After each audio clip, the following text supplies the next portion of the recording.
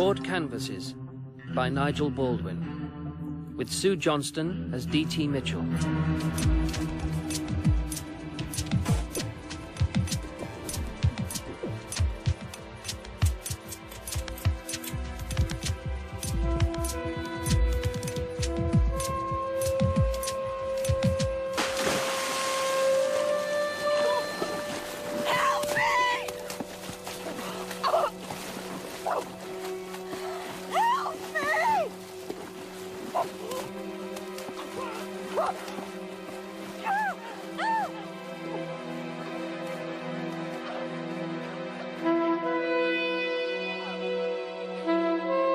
Episode 1, The Thirst Quenchers.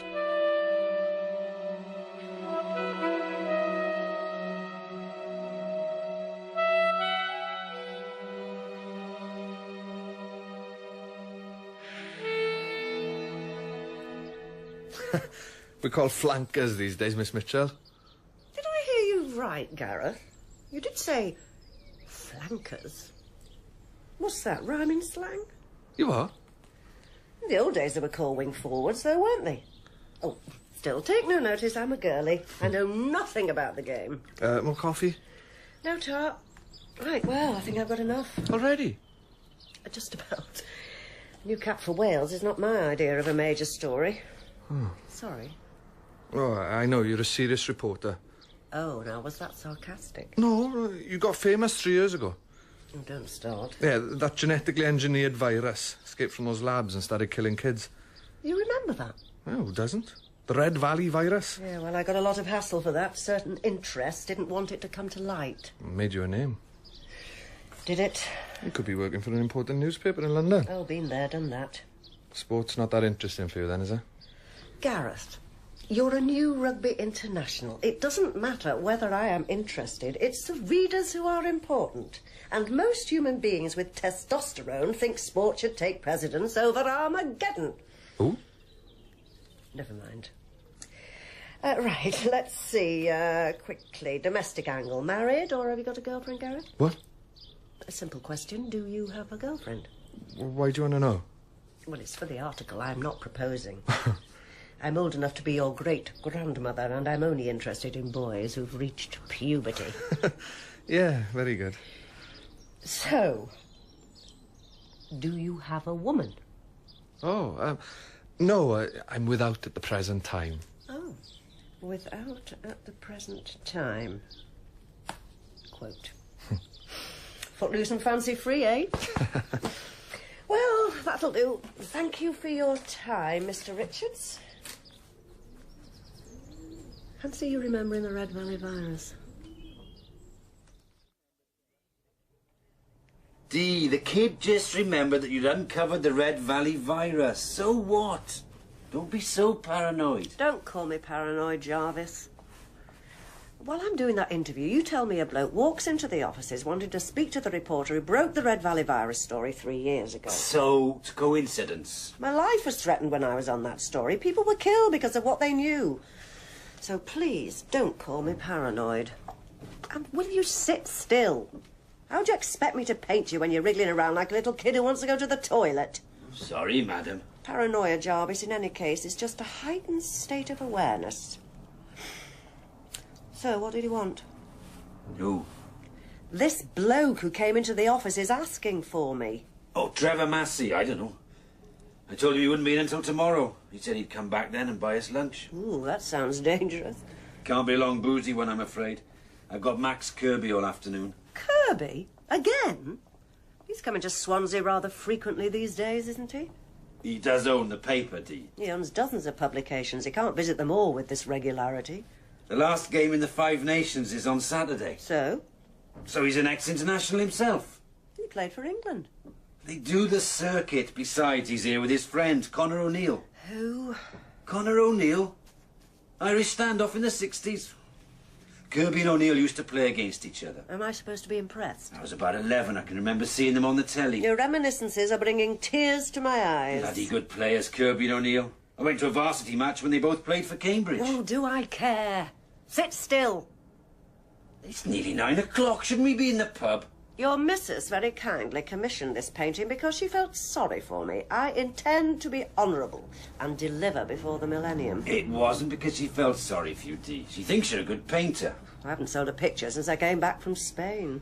Your paintings are fine. People just don't understand them. Don't patronise me, you quivering lump of lard. Give a girl a compliment, she bites your balls off. You wish.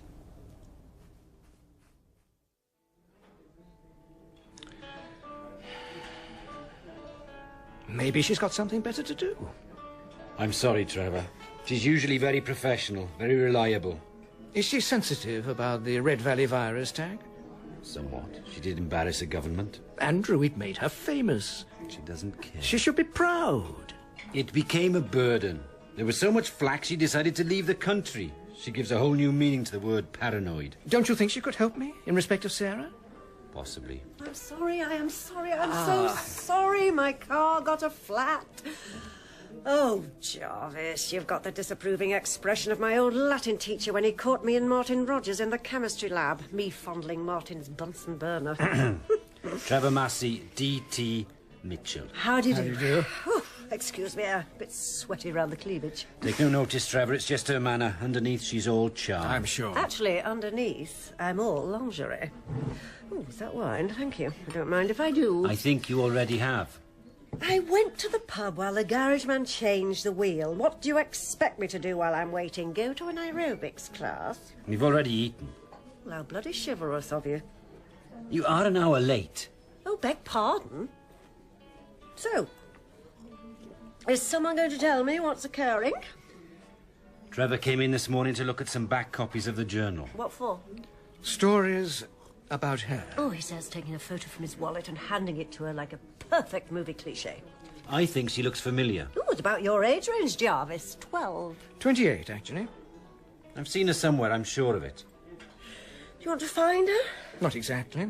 Right, so who is this woman when she's off the B-day? Was. She's dead. And? She was my daughter, Sarah Massey. I'm sorry. That's okay. So, what do you want, Mr. Massey? Trevor. She died in unusual circumstances, April last year. I need to satisfy myself that the explanation of events is accurate. What did the inquest say? Accidental death. So what's the problem? 2 months ago, I was contacted by someone who said Sarah was probably murdered. Who? I don't know. It was a message on my answering machine. She claimed she'd been a friend of Sarah's. She? The voice was female, but she didn't leave a name. Odd that they left it for nearly a year. Sarah drowned in a reservoir while under the influence of hallucinogenic drugs, LSD. She was naked. Local papers jump at stories like that. Unusual death. It hardly merited a passing mention in your publication. Blame the editor. I wasn't the editor. Geraint Morgan was in the chair a year Don't you ago. remember the story? I was in Spain. It seems strange that there was so little coverage. I'll introduce you to Geraint.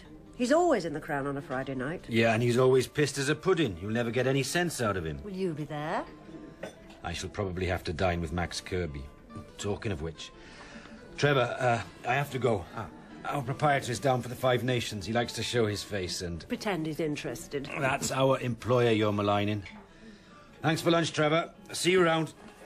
Be careful of this blonde bombshell. She eats men like you for breakfast. Yes, well, it's lunch. Dee.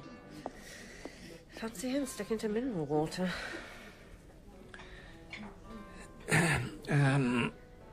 I could order some more wine. Why did you ask for me, Trevor? I remember when you broke that story 3 years ago. It was a sensation. Well, the Red Valley virus was a one-off. It became world news. If Sarah's death was sinister, then someone like you could perhaps help me find out. Have you been to the police since you got this message about Sarah? They say there's no evidence to reopen the case. If you're looking for help, why don't you find yourself a private detective? I'd be more confident if I had someone like you on my side. I'd better warn you that I am a Leo, which means I am susceptible to flattery to the point of being taken for a sucker every time. I can pay. Well, if there's a story, you won't have to. Any idea who might have left you this message? Sarah did have a friend called Jane Edwards, but I can't ask her because she seems to have disappeared. What did it say?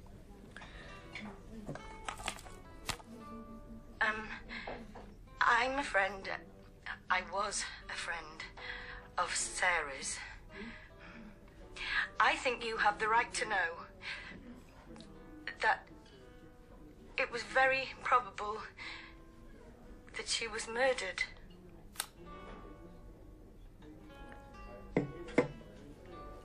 I think your suggestion that we order some more wine was a very good idea. Trev.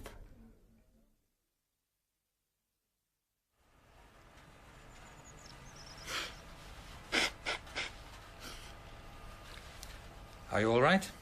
All this guilt that's coming up, Thomas, it's eating me away. Guilt is one of your obsessions. Oh, don't start that. It's the one thing that consistently arises every week.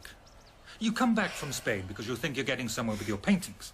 But you've given up and gone back to your tuppenny-halfpenny job on a local rag. All right. You're my therapist, Thomas, not my inquisitor. You want to be an artist. I'm not selling anything. Not surprising. You won't show your pictures because you're frightened of rejection. Okay. Your father rejected your mother. You punished your father because of that. Your father breaks contact because he can't take your anger. Then you feel rejected, and then he dies, and you feel guilty because you punished him. Rejected and guilty. What a bundle of neurosis. Why are you continually beating yourself up? All right, thank you. On that note of castigation, I'll leave. Don't sulk. If you weren't my friend, I'd hit you. Oh, I've left my checkbook at home. More guilt. Pay me next week. In your book, you talk about people being crippled by guilt. Driver who knocked someone down when he was speeding and became impotent. Music student who could have become a concert pianist but lost the ability to play because her friend was killed. Woman whose reproductive system went haywire because she felt guilty about taking a man away from her best friend. It's nothing new. Yeah, but the fact that it can render you incapable... What are you getting at? Well, am I going to lose the ability to paint because I feel guilty about not painting, because I feel guilty about my father? We're talking about severe psychosis in those cases. But how do you start dealing with that? You make reparation in the way you feel is appropriate. But you start by forgiving yourself. Even if you've run someone down in a car? You can't heal until you've forgiven yourself. He says, looking into his client's eyes with a very significant stare. Well, we all know that's a piece of piss. I've only been trying for 2 years.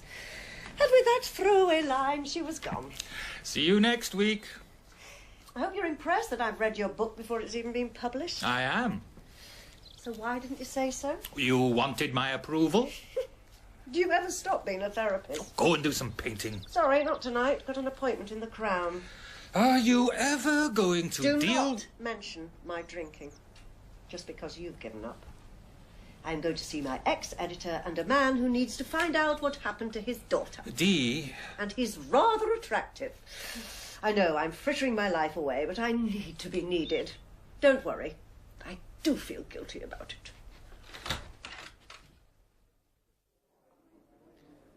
I covered the inquest on Sarah Massey. She drowned in a reservoir after dropping acid. She had no clothes on, and police said there was no sign of a struggle or any suggestion anyone else was involved. So why does Trevor get a message saying his daughter was probably murdered? Haven't the foggiest. Hoax? There was very little coverage in your newspaper. What was there to say, apart from how she died? It was a sexy student story, Geraint. Even if it was an accident, she's on drugs, she's naked. Isn't that salacious enough for you? Didn't you dig into her background, invade the lives of anyone who was remotely connected with her? Towards my retirement, Dee, I was losing my taste for that sort of stuff. Maybe I did some unconscious censoring. It happens. You're being evasive, Geraint. That's very nice of you, Dee. Just a pint of best. I'll get them a pint of best and a vodka and tonic, yes? You've got sad and cynical since you retired, Geraint. Aren't you enjoying Uncle Ernie's gift vouchers? There's more to life than winning a few bob on the premium bonus. 100 grand's a bit more than a few bob. Topped up the pension, granted. You're avoiding my eyes. That's indicative of evasion. Since your friend and his generosity is at the bar and out of earshot, I shall now tell you a poignant reason for not making Sarah's death an appalling tabloid orgy. Yes? Her best friend came to see me after Sarah died. She was pretty choked. Jane, her name was, Jane Edwards. She asked me what I was going to write, and I asked why. She said she didn't want the truth to come out about Sarah. It would have devastated Sarah's family. Her mother was dying of cancer at the time. Oh, how compassionate of you. Did you have pert little tits and a tight bum?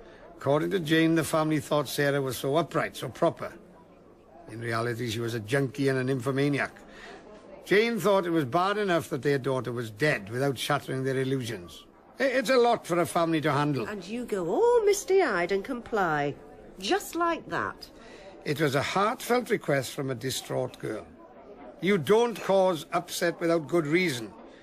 You can exploit people to earn your money if you want, Dee, but I don't like it. You what?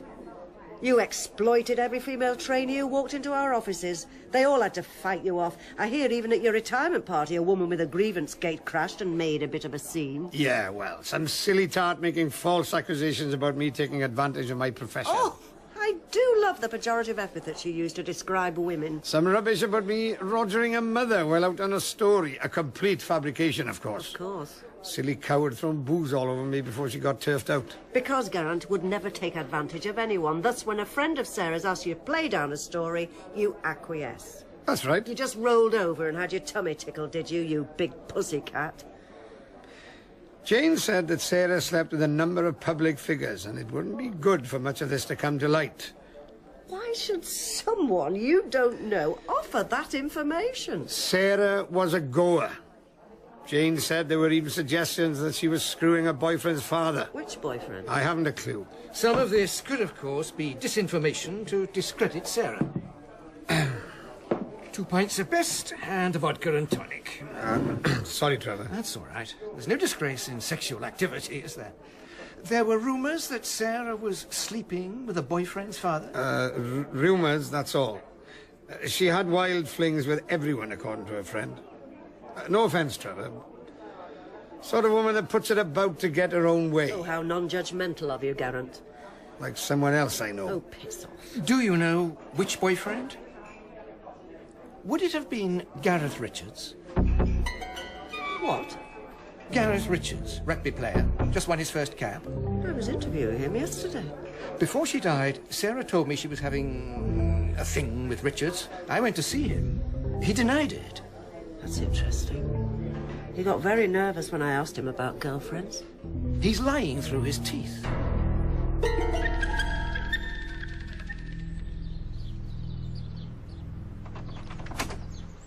Oh, what is this? I had a heavy match on Saturday. You didn't play, you were on the bench. Now, even I know that. You just want to make trouble for me. No. We'll go away if you answer our questions. Great! Disrupt my life, why don't you? Did Sarah know you were a flanker, Gareth? She knew I played rugby. That's how we met. Oh, let me explain rhyming slang to you.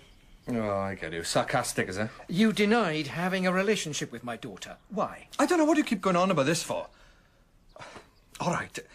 It wasn't a relationship. It was a fling. Why? Because I didn't want to get involved. Sarah might have been murdered. I wasn't going out with her when she died.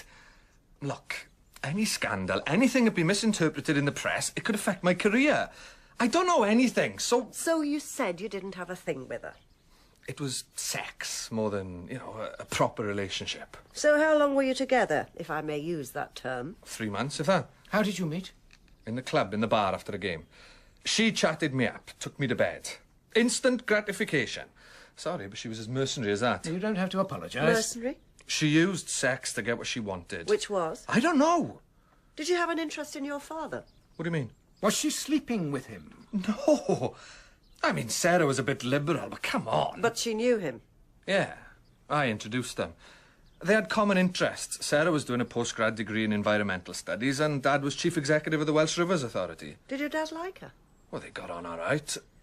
Until one afternoon, after Sunday lunch, when Dad found Sarah snooping round his study. What was she doing? Going through his papers, apparently. She wouldn't say why. There was a blazing row between all three of us, and she stormed out.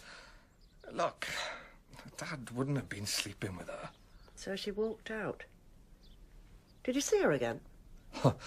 Next time I went round to her, she came to the door wrapped in a bath towel. In the background was a half-dressed boy who she took delight in introducing to me as Pepe, a Spaniard who was a waiter in the Cumberland Hotel. Oh, nice. Did you know a Jane Edwards, a friend of Sarah's? No, I didn't know. I never knew any of Sarah's friends. I'm surprised she had any.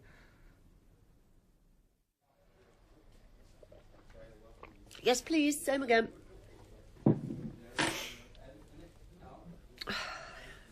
You think Jane Edwards has done a runner? Apparently Jane left the job at the school where she taught, very suddenly. And about the time Sarah died. She didn't leave a forwarding address. Doesn't have to be sinister. She might just have moved. It would help if we could find her. You think it's her that's phoned you? Possibly. She was the only friend Sarah ever spoke of. Well, I don't think it was Jane. Why? She went to our newspaper to ask Geraint to play down Sarah's death. If she thought Sarah was murdered, why would she do that? Why did she ask to play it down? Because, I don't know. I think she was trying to save Sarah's reputation. But now, Jane's disappeared. Thanks. You drink a lot. Yes, I do. And I enjoy it. Are you judging me? No. I like women who are forthright. Oh, well. I should be all right then. I know Sarah was promiscuous, Dee. You don't have to be delicate with me. Fair enough. Regrettably, Sarah and I weren't close. But she would always ring and tell me about her latest affair, as if to outrage me. The more sexual they were, the more she'd go into great detail. I got the point long ago. What point? She was saying she was starved of love as a child, and that sleeping around was her way of getting it now. Well, I understand that one. Sorry? What do you do in Chester, Trev? Me? I'm a marketing consultant to a pet food company. When are you going back? I don't know. When I'm clearer about Sarah's death. I'm staying at the Sheraton. Sheraton? Posh. Room 112. Oh, dear me, Trev. Was that an invitation? Do you wish it to be? Let's keep our minds on less licentious things, Trev. Like whatever happened to Jane Edwards. Dad, don't ask me, Gareth. I've told you a million times not to mention it. They say Sarah was murdered. People are asking also. Gareth, please, I don't want to talk about it. I'm sorry, Dad, but I've got to know. Last year, when you were arguing with her in your study, she accused you of being in bed with Ginny Taylor. I wasn't in bed with Ginny Taylor, son. Were you sleeping with Sarah? No, Gareth. Just don't believe everything you hear. So what did Sarah mean by you being in bed with Ginny Taylor? Gareth, Ginny Taylor was... What's that? Ginny Taylor was... What's the matter? Dad! Don't just stand there and help me. Phone for an ambulance.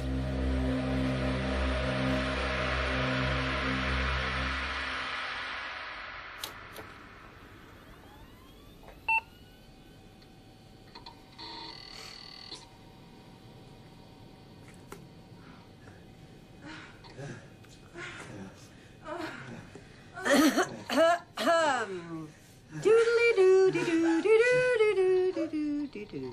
There's someone there.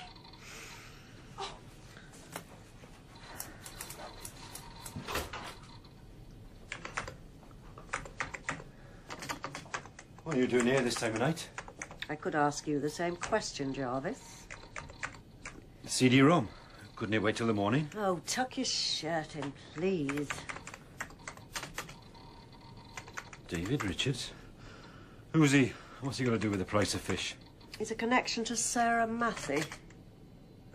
Stop trying to be so nonchalant, Jarvis. That sexual symphony deserved a spot at the Albert Hall. Oh. Here we are. Richards, David, retired on the grounds of ill health a year ago. £150,000 golden handshake. Handy. And just before Sarah was killed. And Sarah was discovered going through his knickers drawer. What? Metaphorically speaking, I think. What was she looking for?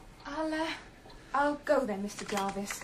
We can finish discussing copy in the morning. Oh, discussing copy. Tracy, why don't you take the morning off? Buy something nice for yourself in Marks and Spencer's. Oh, right, Mr. Jarvis. Night. Bye. Night, Dee. See you, Tracy. You and Marcy are not getting on lately. So what's with the chief executive of the Welsh Rivers Authority? I'm speechless. Why? Tracy's barely 23. Well, that's the point. She's succulent. Oh. I don't get anything at home. So you're onto something with this Sarah Massey, are you? What does the chief executive of the Welsh Rivers Authority do exactly? Lots, sometimes. No, hang on, let me. Yeah. Remember that scandal 5 years ago when phosphates were found in the drinking water in North Wales? Vaguely, I was in London then. You should do. You're a journalist. 7 people died from drinking contaminated tap water. For 5 days, 1 million people had no running water. Yes, OK. What's the connection? I mean, it would have been Richard's job as chief executive of the Welsh Rivers Authority to bring a prosecution against the water company for not keeping the water clean, and the chemical company for polluting it. And did he? Oh, come on, not half. All over the nationals. Look. Richards goes for the jugular. Welsh Rivers Authority sends your private water company. WRA Clobber Killer Thirst Quenchers. Thirst Quenchers? That's cute. Richards was known to be very zealous in prosecuting water companies who didn't keep up standards. So what happened? Massive fines.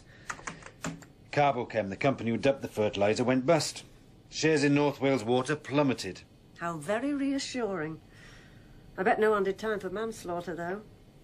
Carbochem manufactured nasty pesticides, did they? They did. And herbicides and fertilisers. Well, I'm glad they went bust. That was the last time Max Kirby interfered with editorial policy down here, you know. Oh, and don't tell me he didn't want you to report it because he had business friends who had shares in Carbochem or North Wales Water.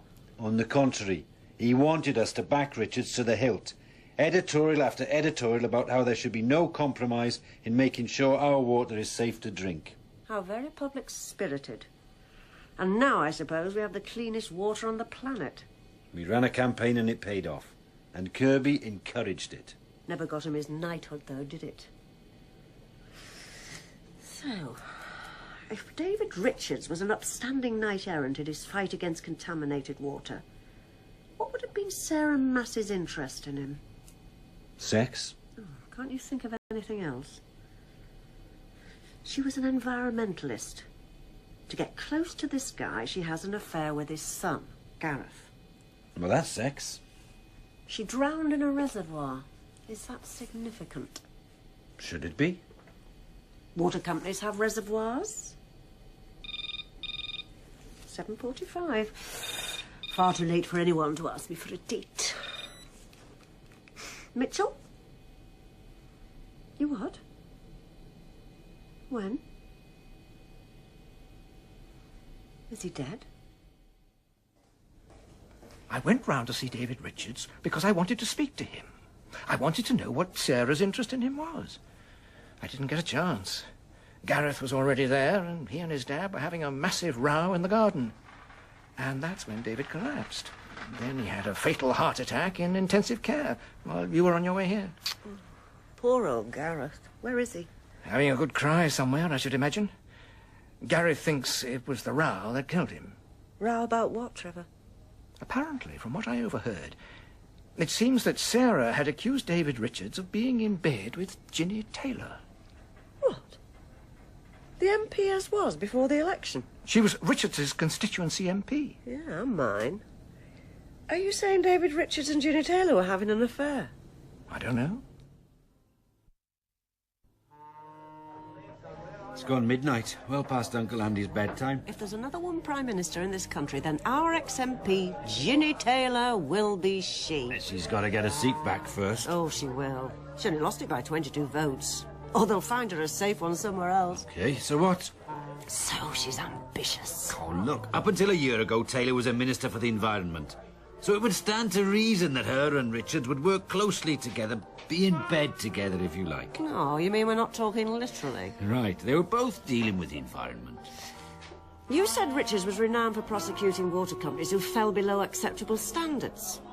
Then, last year, a student by the name of Sarah Massey on an environmental studies course at the university gains access, probably through Richard's son Gareth, to Richard's study. Soon after, Sarah is dead, and now someone is alleging she was murdered. And? Sarah stumbled on something she shouldn't have done? Like what? I don't know. But let's now assume Richards and Taylor were in bed together, that is to say, colluding. And to what end? Some political advantage to Taylor, or something that's been covered up. Look, as soon as Sarah comes on the scene, Richards is retired on the grounds of ill health with 150 grand's worth of golden handshake. Probably justified, seeing he's just died of a massive coronary. Maybe it was induced. Oh, please, why? Because Richards knew something that someone didn't want him to talk about. If I had any hair, I'd be pulling it out now. You cobble together a few unconnected facts and make a conspiracy. What if Sarah was trying to get to Ginny Taylor? Through Richards? Do you want one for the road? Who was the anonymous caller who phoned Trevor? As Geraint said, it might have been a hoax. Why is Jane Edwards, Sarah's best friend, missing? She's not necessarily missing. She might just have moved. Well, she's certainly done that. Vodka and tonic. Oh, large. Do you want to phone for a cab? No, where are we going? Back to yours for a night of unparalleled eroticism? Oh, I'm sorry, I couldn't do that. Not now Tracy's set her heart on your middle-aged spread.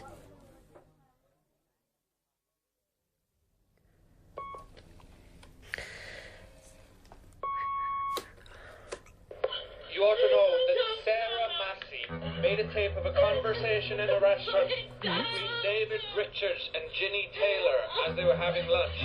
Do not tell Trevor Massey this. You might ask yourself why he's here. He didn't care about his daughter. Sarah took this tape... Ladies, I'll never leave it in circle. Oh, shit!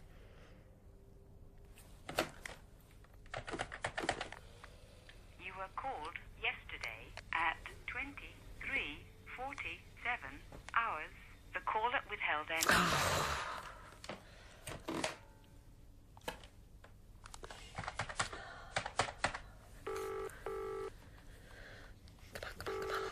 Sheraton Hotel. A room 112, please. Well, 3 cheers for minibars. Why do you think I wouldn't care for my daughter? Why do you think I'm here? I don't know. Look, someone's trying to stir it. Who? Has someone been in touch with you? Not exactly. Now, let's leave it, Trev. I'm not, as a rule, the emotional type, and that's why Sarah and I could never communicate. After her mother died... Don't. I did love her. I just didn't know how to tell her. Now, this is me trying to make amends. How could you think I didn't care about her? I'm sorry I mentioned it. I have a daughter, you know. Yes? She's 12. She lives in Argentina with her dad. Coaches rugby out there. I see her, for twice a year. Does that make you sad? Sometimes. But she wanted to go with him. Will you stay here tonight? What? I'm sorry, I'm never sure how to ask. Well, No, I can't. It would be messy. I understand. No, I don't think you do. Look, just let me tell you something. Sarah's sexual antics. What about them? They're not a million miles from me. Well, from the ages of 19 to 39. Sleeping around and looking for love. A substitute for the love my father never gave me. Patterns got so ingrained, I went into therapy. I don't want any psychobabble at 2 o'clock in the morning. I was just asking for some comfort, not an academic psychological profile. Look, I was just trying to make a point. Oh, never mind. Here, come here. I'm sorry. Embarrassed now. To be needy is to be vulnerable. Well, men are allowed to be vulnerable. Look at it. That's what it is to have hormones. I thought you said it would be messy. Yes, well, just shut up before I change my mind.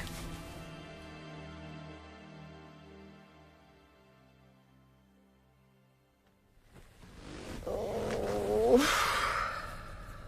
Not the best idea I've had all day. I'm sorry. A shambolic and largely unsuccessful coupling, I would have thought. I said... Don't keep apologising. No one's blaming you. It's been quite a while. Yes. It's not very... Encounters have been few and far between since my wife... Was she ill for a long time before she died? What? Well, she was dying of cancer when Sarah was killed. Oh, I'm sorry. You weren't supposed to know I knew. Cancer? My wife was killed in a car crash 6 years ago. What? But Jane Edwards asked my paper to play down the Sarah story so that Sarah's mother wouldn't get upset about her daughter's promiscuity. But why would Jane do that if Sarah's mother was already dead?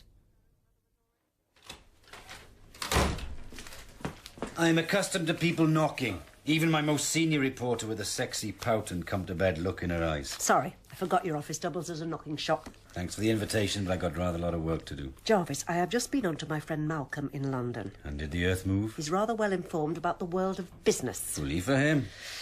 What's this? It's a photograph in our newspaper. Not that uncommon an occurrence. Max Kirby and Conor O'Neill at the Five Nations match on Saturday. So, Kirby's got a big ego. He likes to get his picture in the papers. You said they played international rugby together in the 60s. Against each other, actually. They played together at Cambridge. And now they're playing together in big business. What are you up to? You said Kirby ran a press campaign in tandem with David Richards prosecuting North Wales Water 5 years ago. Along with the environmental group, Greenwatch, yes, so? What if Kirby had vested interests? Like what? Like Conor O'Neill, that's what. Conor O'Neill is chairman of Deutsche Wasser. Deutsche Wasser were the company who took over North Wales Water when the shares plummeted 5 years ago after the contamination scandal. Dee, you're losing me. Kirby and O'Neill are mates. Kirby does a negative PR job on North Wales Water by highlighting the pollution scare. 7 people died. That's a good enough reason to highlight it. And O'Neill's company, Deutsche Wasser, weighed in with a takeover. Weighed in. Nice image. So? So, nothing. There's always vested interests in business. Jarvis, are you not listening to me? Rugger buggers in the locker room get together to scratch each other's backs. Kirby says to O'Neill that he'll give North Wales Water a hard time in his publications. They deserved a hard time. So Kirby's motive is not entirely altruistic. So what? It's not illegal. But what if Sarah found out? Then she wouldn't have discovered anything the business community didn't already know. It wouldn't be a reason to kill her, if she was killed. Anyway, that was 5 years back. Sarah died a year ago. Oh, sugar. Love some, if I can have a cup of tea to go with it.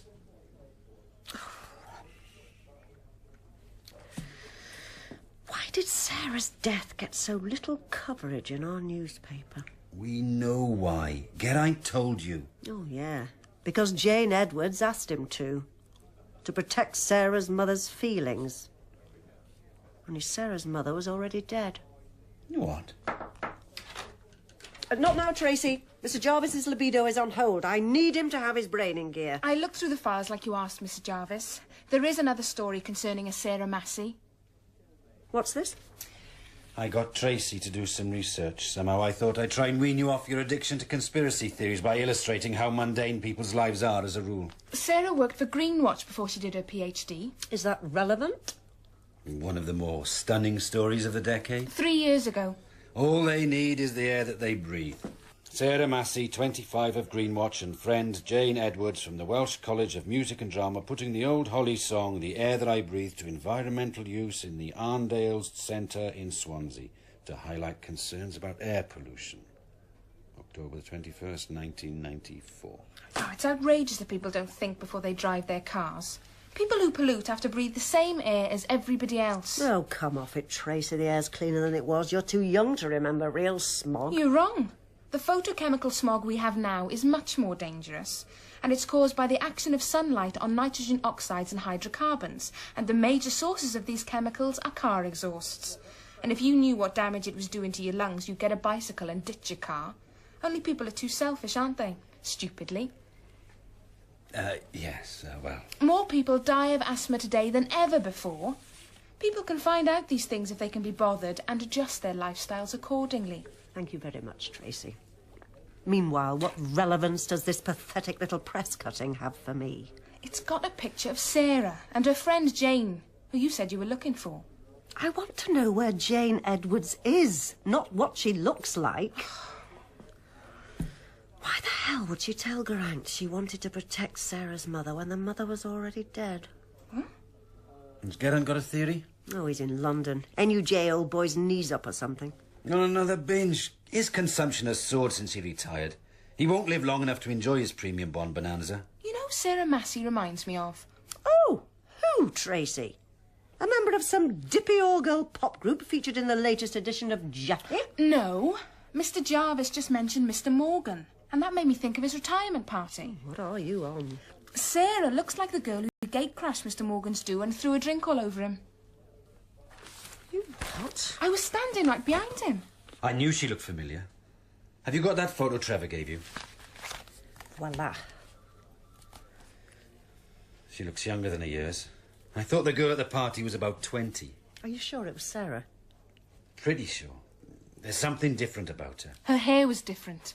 It was shorter. Do you remember what she said? I couldn't hear. The music was too loud.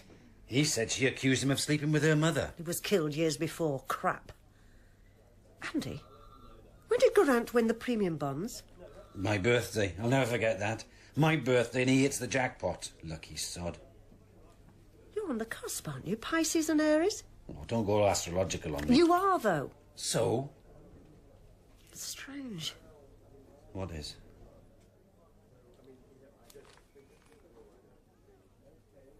Oh, what? You mind? You could give a man a heart attack. Staring at me in the face. Jane Edwards. Jane, pictured here playing the guitar, is usually seen sitting at a piano. Her first love. Her ambition is to be a concert pianist. It's confidential. Sarah was probably murdered, Thomas. I can't tell you. Jane Edwards is a client of yours. I don't know any Jane Edwards. It's in your book. There won't be two women in this area who can't play the piano because their friend died and they felt guilty about it. Her name isn't Jane. It's going to be the same woman. It's Amanda. Then she's probably changed her name. I shouldn't have told you that. You've got the wrong address. No one of that name lives here. I know you're Jane Edwards because I did the unforgivable. When Thomas left the room, I went through his diary to see when an Amanda was scheduled for her next appointment. It was the following afternoon. I was parked at the road from Thomas's house when you pitched up. After you'd finished, I followed you home. Your name's not Amanda. Someone has alleged that your friend Sarah was murdered, Jane. Let me come in, please. I don't think Thomas would be pleased you'd invaded his confidences. He's a friend. Well, it was. Jane, I am not going to tell anyone I found you. Let me talk to you, please. Let her in, Jane. She's found you. You're just going to have to trust her. Gareth?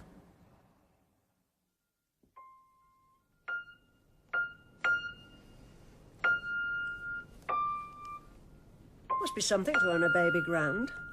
How did you get it in the flat? Don't make small talk. Get to the point. Sorry. It was you who left the message on my machine in that really bad Irish accent, wasn't it, Gareth? Yes. And Jane was screaming in the background.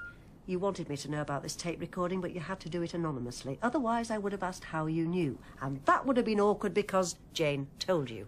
Right? Yes.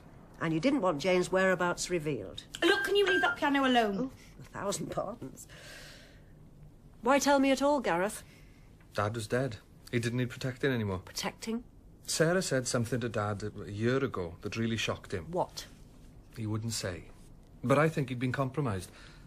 I put it out of my mind until Jane came to see me 2 months ago. And then when you started investigating, I began to get scared. What if Dad had been responsible for Sarah's death? That's what I went to ask him the other night. But you never found out? No. And it was Jane who phoned Trevor to say Sarah might have been murdered. It was Thomas's idea. To tell someone else other than him was a way of dealing with the guilt. My closing down had manifested in my inability to play. Trevor wouldn't have cared how Sarah died. If he didn't care, then why is he here? I don't know. Why did you feel guilty, Jane? Because I knew Sarah was playing with fire and I didn't do anything to stop her. So why did you go into hiding? I was scared. If Sarah was killed and people think I know, they might also think I know why. But you don't? No. Sarah was very secretive about what she was up to. All I knew was that it was something to do with the water industry and she had got evidence on tape. How did she manage to record Richards and Taylor at lunch? Sarah had rummaged through Dad's diary, remember? She discovered that Dad and Taylor were meeting in the Cumberland Hotel, so Sarah seduced that Spanish waiter who worked there and got him to plant the mic at their table. And she took the evidence she had gathered to the press, to be specific, to my newspaper. How do you know that? It adds up. She took it all to the editor. Morgan? Yes, and he sat on it.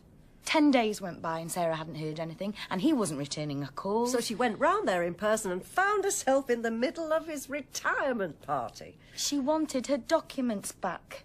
Apparently, he refused to acknowledge who she was and got her thrown out. Didn't she make any backup copies of this material? Oh, sure. But 3 or 4 days after she'd first been to Morgan, her flat was burgled. Everything gone.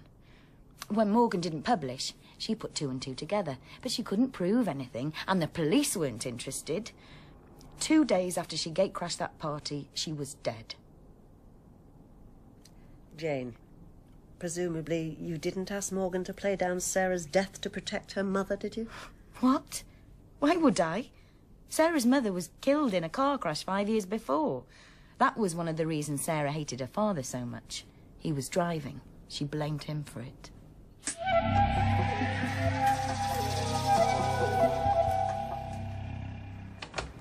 I'm not about to tell anyone where Jane lives, Gareth. Massey wants to know, doesn't he? Yes. Don't trust him, Dee. Sarah couldn't stand him. Gareth, what did Sarah mean by your dad being in bed with Ginny Taylor? She didn't mean they were lovers, did she? Well, that's what I asked him that night, when he collapsed. I'm sorry. I think he knew he was dying in the ambulance. So he told me he wasn't sleeping with Taylor. That was the point. Taylor was sleeping with Max Kirby. Max Kirby? Yeah, he's an ex-international rugby player. Now a businessman, apparently. What did your dad mean? That was the point? I don't know. He lost consciousness 30 seconds later and never regained it. Jarvis, why didn't you tell me Ginny Taylor and Max Kirby were having a thing? Is it relevant? Yes, it bloody well is.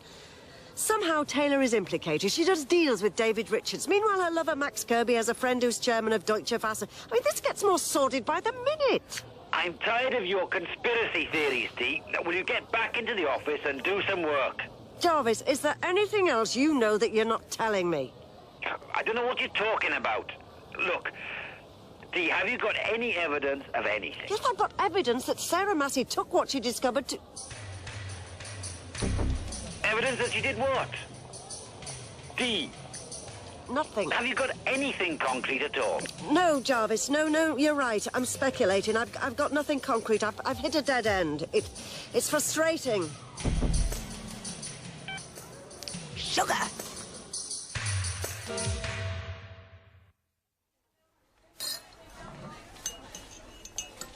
According to Gareth Richards, your daughter didn't like you very much, Trev. That's nonsense. How would he know? What are you doing here, really, Trevor? I'm trying to find out what happened to my daughter. Someone phones me and says she was killed. Why can't we find this Jane Edwards? She's bound to be the key. Why would she be the key? Why are you doubting my motives? You're supposed to be helping me. I think I'm doing. Trained to be a bloody Morris dancer. Take your hands off me, Trevor. Sarah was my daughter. So you keep saying. Look, you don't own me just because we had an uncomfortable fumble the other night. God, why is it I always end up with control freaks? I need to find out what happened. Really? And is that the only agenda? Yes, it is the only agenda. I'm trying to heal the rift with my daughter. Don't you want to heal the relationship with your father, even though he's dead? All right. We are about to find out what happened. And we don't need Jane Edwards. We are? Perhaps Jane Edwards knew nothing, Trevor. Perhaps she just disappeared because she was scared that people thought she knew something. Anyway, we don't need to find her now. Are you going to tell me what you know?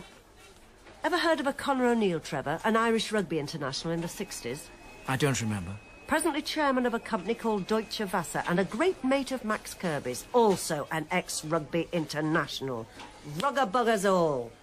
I wonder if they were both flankers together. I don't follow. Well, you will. We are going to see a man who claimed to have a big win on the premium bonds. Only big wins come at the beginning of the month, not on the cusp of Pisces and Aries. I'm lost. Just promise me one thing, Trevor. Never, ever tell Andy Jarvis where we're about to go. Come on, Geraint, you lied. Sarah came to you with information. You suppressed it. You didn't win on the premium bonds, did you? Someone paid you off. Who? Kirby? A millionaire without peace of mind might as well be a pauper. Oh, please. Anyone want a drink, Trevor? No, thanks. You're going at it some. It's not yet 11 in the morning. Yeah, well, I've lived with this for a year. You spun me a story about Jane coming to you to play down Sarah's death, but that was bollocks. It was Kirby who didn't want it reported. Sarah was killed because she'd found out something, so don't highlight her death in the papers. I warned Sarah when she barged into my party that she was in danger, that she didn't know what she was up against. But she was hysterical. She wouldn't listen. She said she'd collect the evidence again. What did Sarah discover about North Wales water last year, Geraint? That a sewerage works was polluting the water supply and that Ginny Taylor wanted the Welsh Rivers Authority in general and David Richards in particular to turn a blind eye. Is that all? She was killed for that? Is that all, Trevor? Richards should have prosecuted. That's corruption. Mrs. Taylor is a very ambitious woman. She wants to be Prime Minister. If this came out, she'd be finished. But why would she put her career at risk? Oh, because Mrs. Taylor's boyfriend is Max Kirby. It's Kirby who puts pressure on her to nobble Richards. Why? Because his rugger-bugger buddy Connor O'Neill is chairman of Deutsche Wasser, who now owns North Wales Water. The tape Sarah made. Presumably there was stuff on it to compromise Taylor, otherwise Sarah wouldn't have brought it to you. Presumably. And you took it to Kirby. He was very grateful. Anything else? Circumstantial evidence that the water supply was being polluted by the sewerage works. Oh, and I suppose Kirby had it destroyed. I suppose he did. Who killed my daughter? I didn't think they'd kill her, just frighten her off. Who was it? I don't know. Ask yourself who gave the order, Trevor. Richards, Taylor, Kirby and O'Neill, they all had something to lose. It was a conspiracy.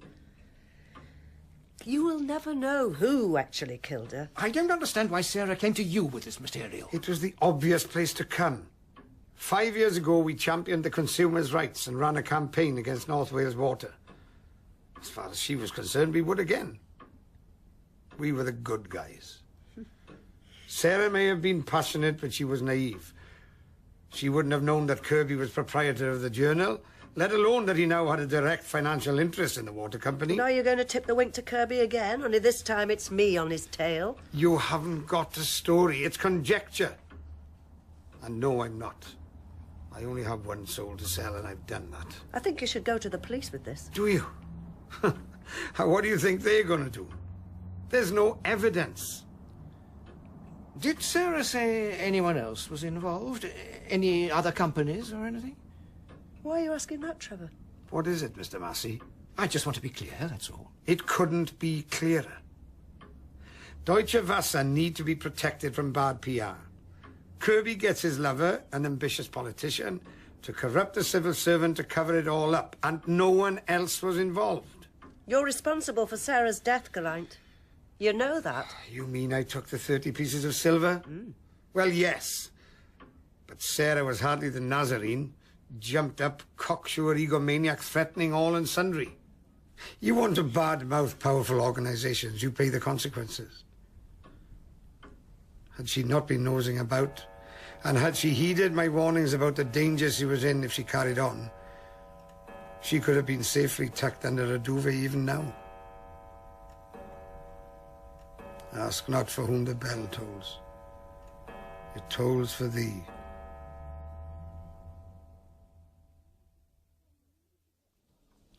Thomas, I needed to get to the truth. In a devious way which betrayed my confidence. Oh, Thomas, don't give me a hard time. You're going to have to find yourself another therapist. I need you. You're my friend. You say you're trying to work at liking yourself more, and then you trample over everyone's vulnerability to get what you want. Hill was murdered Someone needed to get to the truth. Oh, if you deceive yourself enough, Dee, you can justify anything you do. That's the point. Goodbye. Oh, Thomas. Mr. Massey gone home, Dee? Oh, don't bother me, Tracy. Sorry. I just wondered if you'd got anywhere with the Sarah Massey thing. No, I didn't get anywhere. It was a complete waste of time. Anything else you would like to know? Oh, I'm sorry I asked. Yes, well, I'm in a quandary, Tracy. I can't think how to write up the WI's home baking competition. Hang on, Dee. Yes, OK, Glynis. You take care. No, thanks for telling me. I'll be round as soon as I can. Sorry, Jarvis. Sarah Massey affair was a complete fiasco. I couldn't find Jane Edwards, and there's nothing to suggest it was anything but a nasty little hoax. I think you were right. I was putting 2 and 2 together to make 7. All Trevor found out was that his daughter was a nymphomaniac and an acid freak. We were had, were we? I don't know. But I do know I hit a dead end. C'est la vie. What's the matter, Andrew? Look as though you've just seen a ghost. That was Glynis Morgan on the phone. She was in tears. Geraint went out last night for a jolly little drive along the cliffs. Shouldn't have done, he drunk too much. He told Glynis he had some visitors and he wanted to clear his mind. Didn't tell her who. The police found him this morning. Hosepipe attached to the exhaust and engine still running.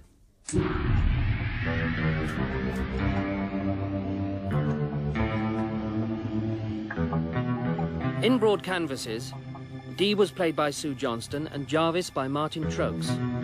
Trevor Massey was Hugh Dickson, Thomas was David Middleton, Tracy was Lynne Seymour, Geraint was Huw Ceredig, Gareth Richards was Steffan Rhodri, Jane Edwards was Clare Isaac, and David Richards was Ray Llewellyn. Original music was composed by Laurie Scott-Baker and performed by Laurie Scott-Baker, Dylan Fowler and Evan Parker. Technical presentation was by Nigel Lewis, Mike Frost and Gareth Tyrrell, and the production assistant was Nia Goff. Broad Canvases was written by Nigel Baldwin and directed in Wales by Alison Hindell.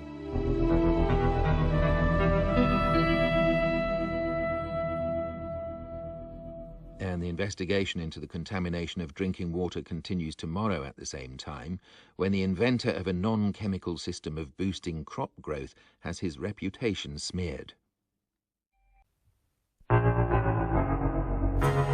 Dad! I'm innocent, Carol. So you keep on saying. Yes, for 4 years. But how do we prove it? Why do we have to prove it? I'm your father. I wouldn't do anything like that. I want to believe you, Dad. I really want to believe you, but... I was set up. I know. If we could only get some proof, so that others will know you're not like that. Where are you going? I'm late for my session, Dad. With Mr. Jones. Broad Canvases by Nigel Baldwin, with Sue Johnston as Dee Mitchell. Episode 2, The Secret Sound of the Sitka Spruce. Oh, come on, Jarvis. Why are you bollocking me all of a sudden just because I took a day off sick? You always claim you've got a migraine when you've really got a hangover. You were pissed as a rat when I left you the night before last. But how dare you talk to me like I'm one of your junior staff? I'm your editor. I'll talk to you in any way I see fit. I thought you were supposed to be my friend. What's up, Dee? You've been very strange since Geraint died. Well, I must be getting menopausal. The reason you were missed yesterday is because our proprietor was visiting and asking for you. Kirby? Kirby was here again. Why? It's his newspaper. He's got dozens. Yeah, but he's not sleeping with every ex-MP in his old constituency as a publication. Oh, I see. It's leg over time. He's come to see Ginny Taylor. Probably. Anyway, he inquired as to your whereabouts, and I had to cover for you as usual. Why was he asking for me? Because he wanted to offer his condolences. He knew you and I had been close to Geraint. It's the first time he's been down since the poor sod topped himself. Nice of him. What is it about you and Max Kirby? Jarvis. What? Do you have any idea what Max Kirby's business interests are besides Allied Publishing's? No idea. And if I were you, I'd keep my nose out of Kirby's business interests. Why, are you going to tell him I'm asking? No, but... Oh, I see. He approves of me investigating dirty linen anywhere but in his own laundry basket. Is that what you mean? He was dead chuffed for this paper when you broke the Red Valley virus story 3 years ago. It is what you mean. How many awards did that series of articles bring us? Oh, don't try and riddle off the hook. Corruption's all right in some places but not others. Is that it? So what are you suggesting? Yes? Tracy? There's a woman downstairs in reception. Insists on seeing Dee, Mr. Jarvis. Why does she insist on seeing me? Oh, come on, Dee. Everyone wants to see you, Miss Red Valley Virus.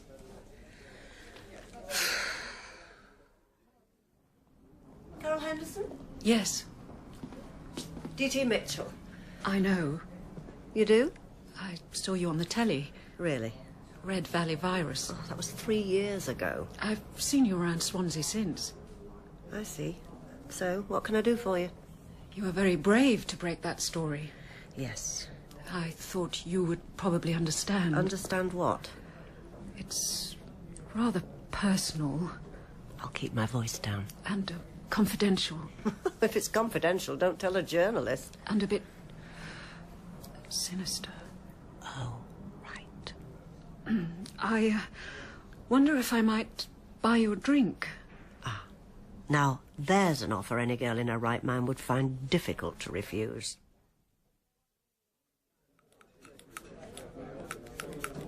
Well, you've chewed the end off that biro. You're not an activist campaigning for the rights of ballpoint pens, are you? There's no call to be sarcastic. It's a substitute.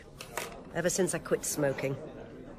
You don't believe me, do you? It's not that I don't believe you, Carol. I thought someone like you would. Why me? Because you specialise in conspiracy theories. Once. If the British government can cover up the release of a deadly genetically engineered virus into the atmosphere, don't you think my father could be framed and spend 4 years in prison for something he didn't do? Because he invented a system that could stimulate the growth of crops. And help heal the soil, yes. That's ridiculous. If that was true, he could have sold it for millions. Oh, if only. You need backing to develop these things, and more backing to market them. And that means you have to go public. And if the wrong people get to hear of it... Wrong people? Well, vested interests that my father's system would threaten. You're laughing at me, aren't you? Oh, Carol, I get all sorts of anoraks coming into the journal with some bizarre theory and asking for me. The Red Valley virus has become my burden. They want me to investigate alien abductions, crop circles, secret underground military bases, healing all diseases by putting a crystal charge with a mantra up your backside, you name it. I don't know how you, of all people, can be so flip. Most of these people are completely off their cake. Now, why should you be so different? My father's work was suppressed. If my editor thinks I'm a conspiracy theorist, he should meet some of you flaky folk. Inventions are suppressed, you know. People working on engines which can run for miles on a litre of petrol or even water are threatened, sometimes killed. Oh, come on. If there was such a thing as a water-driven engine, no one would be able to keep that under wraps. Wouldn't they? Do you not understand how powerful the petrochemical industry is? I understand how powerful paranoia can be. I have been there. My father was set up... Well, even if he was, what do you expect me to do about it? Let me tell you something. Whistleblowing is not all it's cracked up to be. When I uncovered the Red Valley virus, I felt it prudent to leave the country for 6 months. The hassle is not worth it. Doesn't anyone stand up for truth and justice these days? Oh, I don't know. You might ask God about that one. Not another conspiracy story. Yes, another conspiracy story. You're addicted to them. No, I am not. Now, have you got anything constructive to say? Only my bladder is vying for my attention. You shouldn't spend all afternoon in pubs with mad women. How do you know I spent all afternoon in the pub? Tracy told me. Tracy is an irritant one could do without. Oh, sorry. I forgot you were legging her. Healing the soil with sound. Next you're going to tell me they'll be doing major surgery in hospitals using the complete classical canon of Kylie Minogue instead of a scalpel. All right. History is littered with nutters, and they're even nuttier inventions. Inventors and madness are natural bedfellows. And this Henderson thing sounds like a complete load of old pony. Yeah, well, thanks for the vote of confidence. People see you coming, Dee. Couple of vodka and tonics and you'll side with any flea-bitten underdog. Gullible is your middle name. Don't be so disparaging. This bloke's a paedophile, and they're just going to use you and your high profile to save his reputation. And what if he really is innocent? Well, that's the principle they're working on. If Dee Mitchell is on the case, there must be something in it. Oh, come on, Dee. Be a bit discerning. Last month, Trevor Massey was down here getting you to investigate his daughter's death. Came to nothing. Talk about leading you up the garden path. Look, let's not waste our time again, eh? There was something in that story. You never got anywhere with Trevor Massey. He was probably a sicko. Max Kirby is involved with Ginny Taylor. Taylor was Minister of the You're assuming Kirby and Ginny Taylor were involved in something because Kirby's friend is chairman of Deutsche Wasser. But it's speculation based on the fact that Sarah Massey was murdered to cover something up. But whether Sarah was actually murdered is questionable. Trevor Massey could have been having you on. Murder is a distinct possibility. Pity you couldn't find that girl. What's Sarah's friend? What was her name? Jane Edwards. So all you have is Trevor Massey coming here saying he was told his daughter was murdered. And then he disappears into the mist as though he doesn't care all of a sudden. And you think I was had? Yeah, probably. Well, why do you think Geraint killed himself? There was nothing sinister about Geraint's death, Dee. He had an inoperable tumour. Now, if he chooses that way out, it's up to him. Please try not to see something ominous in every mundane aspect of this life. Yeah, well, you know me, painting broad, ominous canvases as usual. Nice little metaphor, considering your ambitions. What ambitions? To be an artist. Artist? When have I painted anything but my fingernails recently? Oh, God. Oh. What a mess. Hiya, Dee. Coming to the pub? I've only just left it. You should know because you just told Jarvis. I'm sorry, he asked me where you were. So, what is it, Tracy? A couple of lagers and lime in the Crown, followed by a curry and a quick shag at your bedsit before he goes back to his wife and comfortable Mumble's townhouse? Because he'll have to be up early in the morning, packing wife and kids into Range Rover for a hunting, shooting and fishing weekend at the family seat in Pembrokeshire. Have I offended you? No, why? Oh, your tone. Did you tell Jarvis everything? How do you mean? Did you tell him I asked you to track down Trevor Massey? No. Why? Well, don't. Please. I won't. Good. And I won't tell Mrs. Jarvis who her husband is knocking off next time I'm round there for drinks. Since she hails from the aristocracy, they might use you instead of a fox in their next hunt. Dee. Tracy. Andy Jarvis may be your lover, but he's not perfect. He's capable of deceiving his wife. He's capable of deceiving you. I don't want him to know everything I do. No pillow talk, please. Why is Massey so important to you, Dee? Because. I thought that story hit a dead end. Nobody's fool, Tracy, but you've got the wrong end of the stick. Trevor and me. An affair of the heart. Well, I thought. I've been unceremoniously dumped. He said he lived in Chester, but I can't trace him. The phone number he had is defunct. I'm sorry. I didn't know. That's all right. Story of my life. Let's just hope he did work for a pet food company after all, otherwise I might just feel a little contaminated. Eh? Forget it. And yes, Tracy, I am coming to the pub. It is Friday night. Tracy and me are going to the Baldy house. Do you want to join us? No, thanks. How terribly unsocial of you. And do me a favour, Jarvis. Behave like a grown-up. Don't heave your 7 pints of lager into the chicken korma. Where's it gone? What? What did I do with it? What, Jarvis? Where's my programme? What happened to me programme? Oh, God, what are you talking I've got it, Mr. Jarvis, here. How dare you steal that? This is bloody priceless, Tracy. You know how priceless this is. Collectors would pay good money for this. What are you going on about, Jarvis?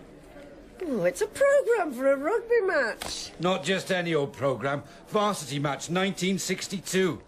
I was there. My dear old dad took me. Guess who was playing? Max Kirby? Go to the bottom of the class. Yes, Tracy. And yesterday, Mr. Kirby, who I don't think is a bad old stick, actually, brought this down to me, having got some of his old mates in London to sign it. Connor O'Neill. Oh, come on. O'Neill played for Cambridge with Kirby before they were internationals. And now they're big business buddies. The industrialist, Julian Dawson, now Sir Julian. Bob Baxter, the novelist, scrum half. Who publishes Baxter? Allied Publishings, I bet. So Kirby publishes Bob Baxter. So what? He's a good novelist. Oh, nepotism rules okay. I know this bloke as well. Jamie Griffin, fullback. Friend of the wife's family. Low aristocracy himself. Merchant banker, I think. Do you know what, Jarvis? This very programme gives credibility to my theory about old boys conspiring together in big business. Oh, please. Are you trying to tell me that Kirby's press campaign didn't help bring North Wales Water to its knees so they could be taken over by Deutsche Wasser? Who happens to be chairman of Deutsche Wasser? Connor O'Neill. Oh, dear. Oh, go boil your bum. So what? It wasn't illegal. Yes, but when the same water supply was contaminated a year ago... Who said it was contaminated a year ago? No one. No, it was a supposition. Based on what? I don't know, I assumed. Never assumed, Dee. Get the facts. Tracy. Yes, Mr. Jarvis. Transport me to the Orient. I want my curry. I cannot take Miss Mitchell's fanciful theories, her compensation for a dull little life, one moment longer. You wait until I am proved right. The thing is, my dear DT, does anyone care?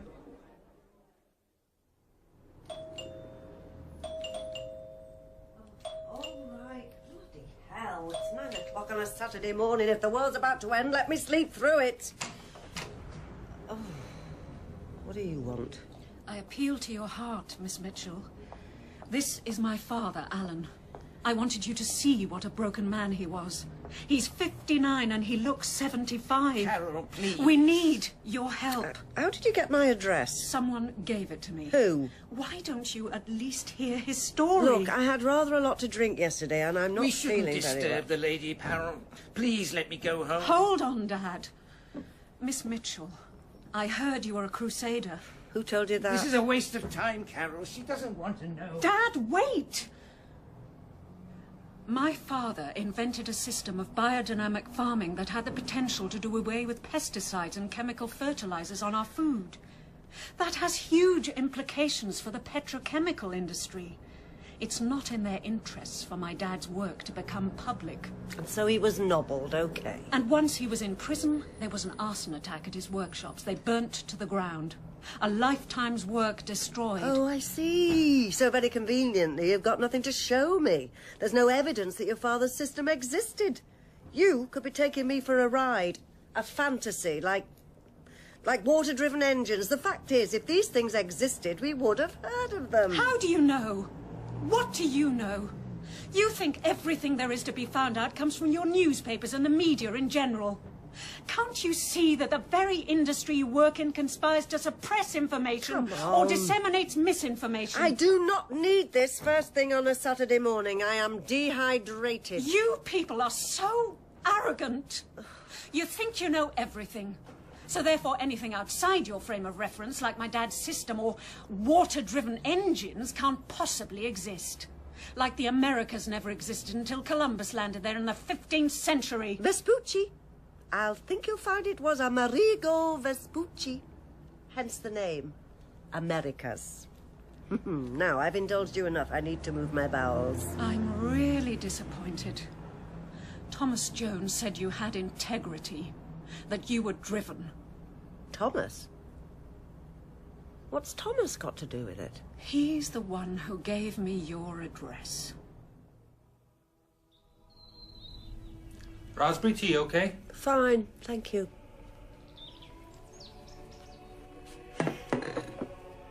I thought I'd never see you again. I was very angry, Dee. Thomas, I think Sarah Massey was murdered, and I think Max Kirby had something to do with it. Kirby just happens to be the proprietor of my newspaper. So that justifies you going through my diary to find out about Jane Edwards? I had to find out where she was, and you wouldn't tell me. You betrayed my friendship. Look, I have said sorry 1,000 times. Still, now you've got your own back by giving my address to Carol Henderson. It's in the phone book, Dee. I showed her the phone book. It wouldn't have been a sneaky way of making contact with me without losing face. No. We shouldn't fall out. We go back a long way. We were alcoholics together. One of us still might be. Oh, thank you. Is that a judgment? How are things at the office? What, are you being funny? There's something rotten in the state of Denmark, Thomas, and I don't know who to trust. Sarah Massey took evidence to my paper a year ago, and it was suppressed. If Max Kirby is somehow mixed up in her death, how involved is Jarvis? Well, regard Carol Henderson as a little distraction, then. You can be so flip sometimes. Why did you send her to me? She needs help. I thought you could oblige. How long's she been a client of yours? A month, since her father came out of prison. And don't ask me to breach any more confidentiality. You think she's genuine? Intuitively, yes. And you put her on to me, after being so angry at what I did. I missed you. So it was a sneaky way of getting back in touch. You may think that if you wish. And you think I should follow this up? Yes. What if her father's just a nutter with a sordid taste for kiddywinks? How many times have dangerous people been labelled nuts by the establishment to discredit them?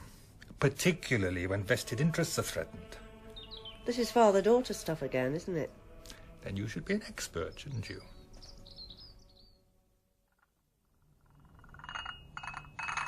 Oh, bugger. I'm sorry. Don't worry. That's the beauty of parquet floors. Spillages are cleaned up easily. Which is more than you can say for oil spillages at sea. What? Your department, Mr. Palmer. You are director of Greenwatch, after all. An environmental agency. What? Oh, yeah, I get it. Yeah, I see. Well, that went down like a lead balloon. Good of you to see me at home. No problem. Oh, excuse me. Are you all right? I'm all right, Jack. Oh. Oh, that was terrible too. It's just the shakes. Don't worry, it's not Parkinson's. It's a hangover. You said you wanted to know about biodynamic farming, specifically bioacoustics. Yes.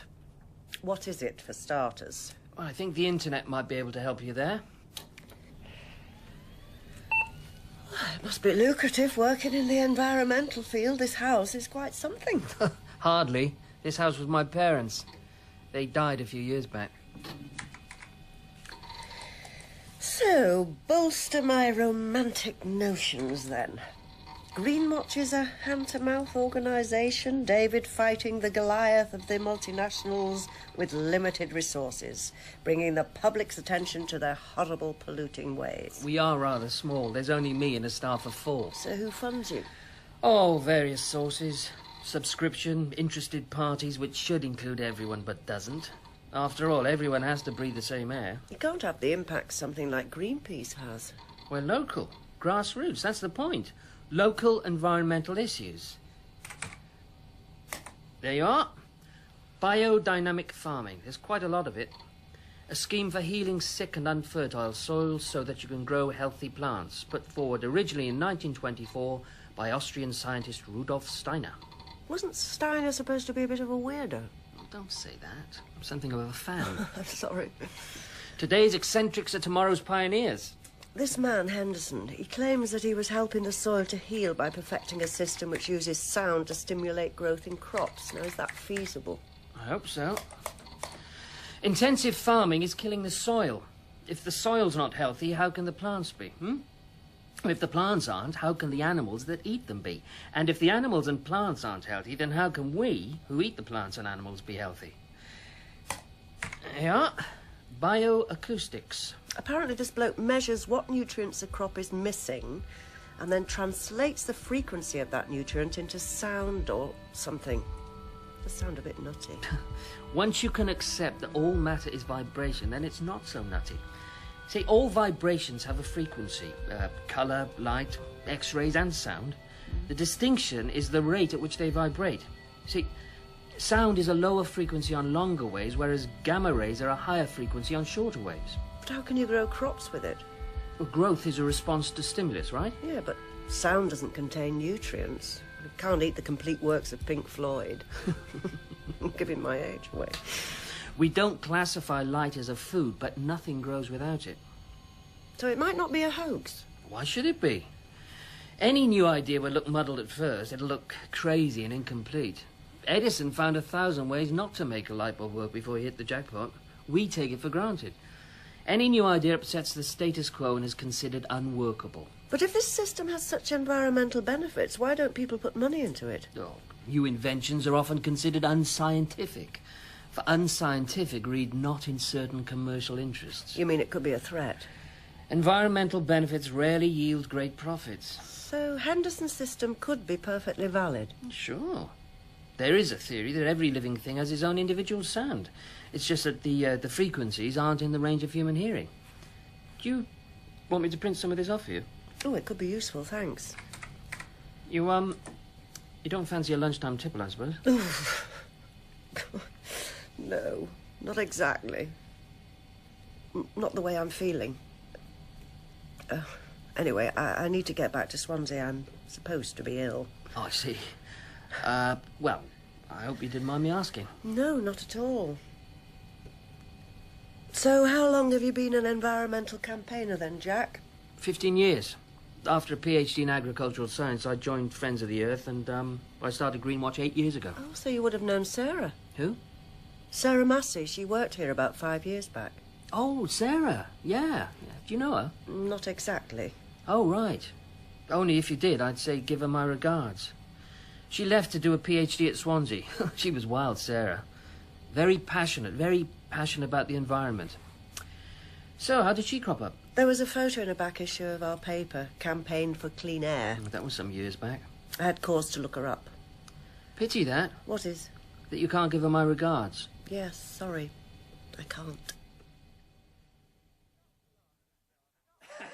Stop laughing, Jarvis. Your beer gut's vibrating and I can't paint a vibrating belly. You've been conned. We'll see. Henderson's not a nutty professor. He's the man in your dirty raincoat. I looked up the case. I was just interested in his system. It seems it's valid. There's over 30 pages of data on my desk about biodynamic farming. Oh, yes. And how did you come by that when you were so sick you couldn't get to work? I know you went to Cardiff to see Greenwatch Dee. Tracy told me you wanted their address. Oh, good old Tracy. People are beginning to notice, you know. You're absent more and more often. Now pull yourself together. Otherwise you're going to find yourself out of a job. Oh, yes. Whenever Kirby comes in, you're not there. Why is he always hanging around these days? I don't know. Is there something you should be telling me? Dee, I'm on the level with you. Why are you so paranoid? You didn't want me to follow up the Henderson thing. Because you're being conned. If someone did invent a water-driven engine, it stands to reason the petrochemical industry would want it suppressed, wouldn't they? Oh, come on, Dee, you're not buying into this propaganda, surely. Will you sit still? Hope your missus is going to be pleased with this, though why she wants to hang your ugly face in the family home is beyond me. They're aristocrats. They all have portraits done. I'm not bothered. No, it's bunts for you. Would you like a junior reporter called Tracy hovering in the background? You dare. Jarvis, give me some time on this Henderson thing. Please. I think there may be something in it. Some of the photos of naked kids the police found at his house, they were taken in his bathroom. That's a fact. Oh, come on. If someone wants to set someone else up, they could get in and take photos and then plant the prints. And 2 kids testified against him in camera. So what? Look, he'd only been in prison a month when his workshop was destroyed in an arson attack. A lifetime's work destroyed. Word was he paid someone to do it. The guy who got convicted for the arson had just been released from the same prison Henderson was in. Really? Yes. Highly insured, that workshop was. They never told me that. Do you understand anything about science, Miss Mitchell? I know the chemical formula for water is H2O. What a brilliant mind you must have. This place, before they burnt it down, this place could have been home to such useful things. Such wonderful things. Are you suggesting that you had invented something that could affect the entire world's economy? I was 3/4 of the way there. Do you doubt me? Why you? Why not him? A crank inventor who plays around with computers. I'm a trained engineer. I don't need this from some hack. Dad! Charming. We appreciate your change of mind, Miss Mitchell, but we would rather avoid pejorative and emotional terms such as crank. I am not sure I've changed my mind. Now, why didn't you tell me that the bloke who burned down your workshop was in the same prison as you before he was released? Because what came out in court is a lie. Davy Williams has a simple mind. He was paid to say that. He'll do anything for attention and money. They destroyed my work, and then tried to make it look like an insurance fraud. Who's they? That's what you're supposed to find out. Oh, hang on. No one's paying me for this, you know. Look, I was developing a computer program which read the vibrational rate of crops. Their personal sound, or note, if you like. When I played this note back to them, combined with the sonic frequencies of birdsong at dawn, then fed them through the foliage rather than the roots, I was getting growth rates 3-4 times the usual speed. And in the case of one species of tree, 6 times the normal growth rate. It's not in the petrochemical industry's interest to have a system like that on the market. What's the petrochemical industry got to do with your system? What I was trying to perfect was a sonic vibration that would do away with the need for pesticides. With ominous consequences for the chemical manufacturers. OK, I can understand industry not caring for your invention, but surely the scientific community would support you. Oh, this woman is naive. I don't have to take this. When I went public, the scientists laughed at me. They are the equivalent of the cardinals in Galileo's time. Present them with new evidence, and they'll deny it and dismiss it, or call it cranky. Well, I think, in the main, scepticism is preferable to gullibility. Oh, yes. And inventors are all complete nutcases, of course. 100 years ago, skeptics said that men who thought they could invent a flying machine were gullible. Dad! Irascible, isn't he? I don't need your approval.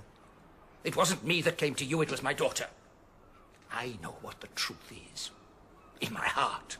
Are you suggesting that any invention threatening a big corporation will have been suppressed or silenced? Yes, I am saying that.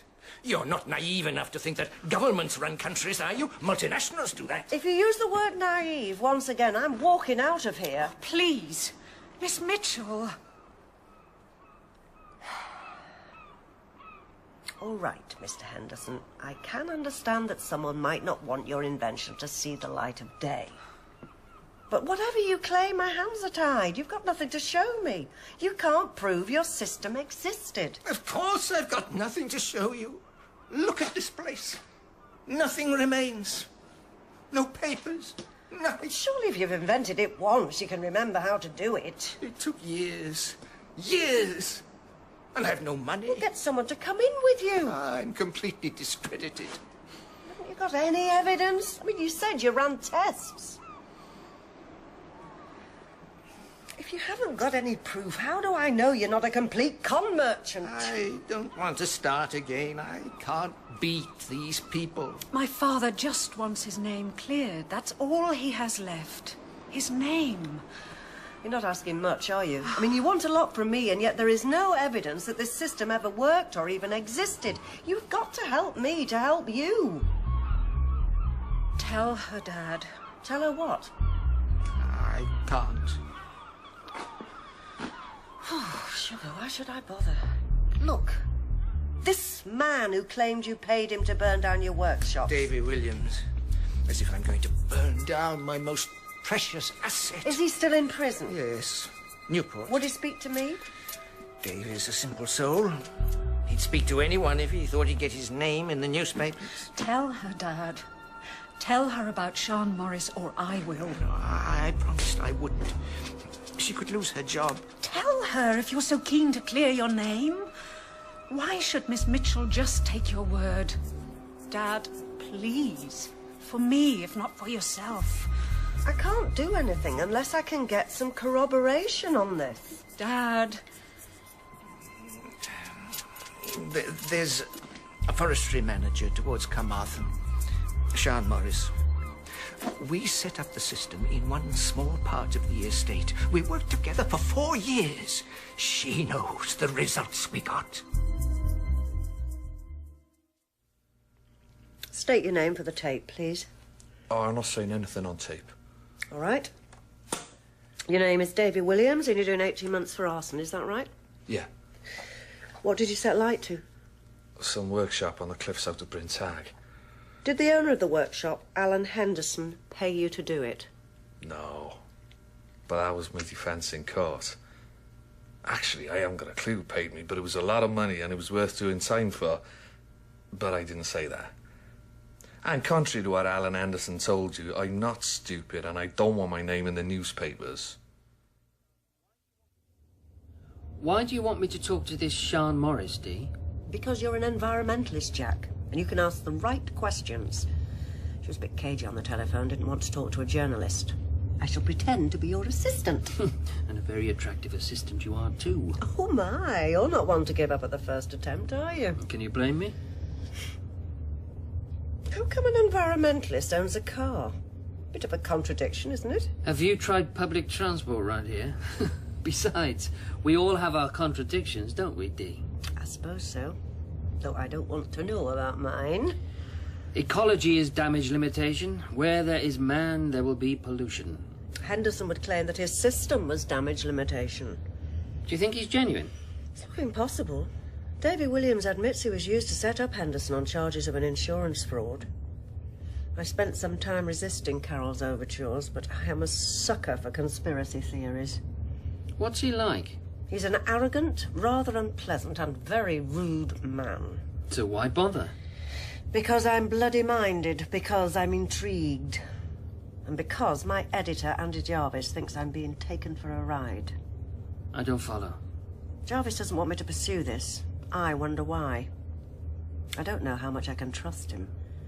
The last big story I was on had such deep implications I had to pretend I'd hit a dead end. What was that? Greenwatch was involved in the campaign against North Wales Water 5 years ago, wasn't it? What, when 7 people died from drinking it? Yeah. You bet. My paper did a big number on that. I remember. The editor then, Geraint Morgan, came to me and said we should coordinate our attack. And Morgan gave Greenwatch as high a profile as possible in the paper. He was terrifically cooperative. Oh, I'm sure.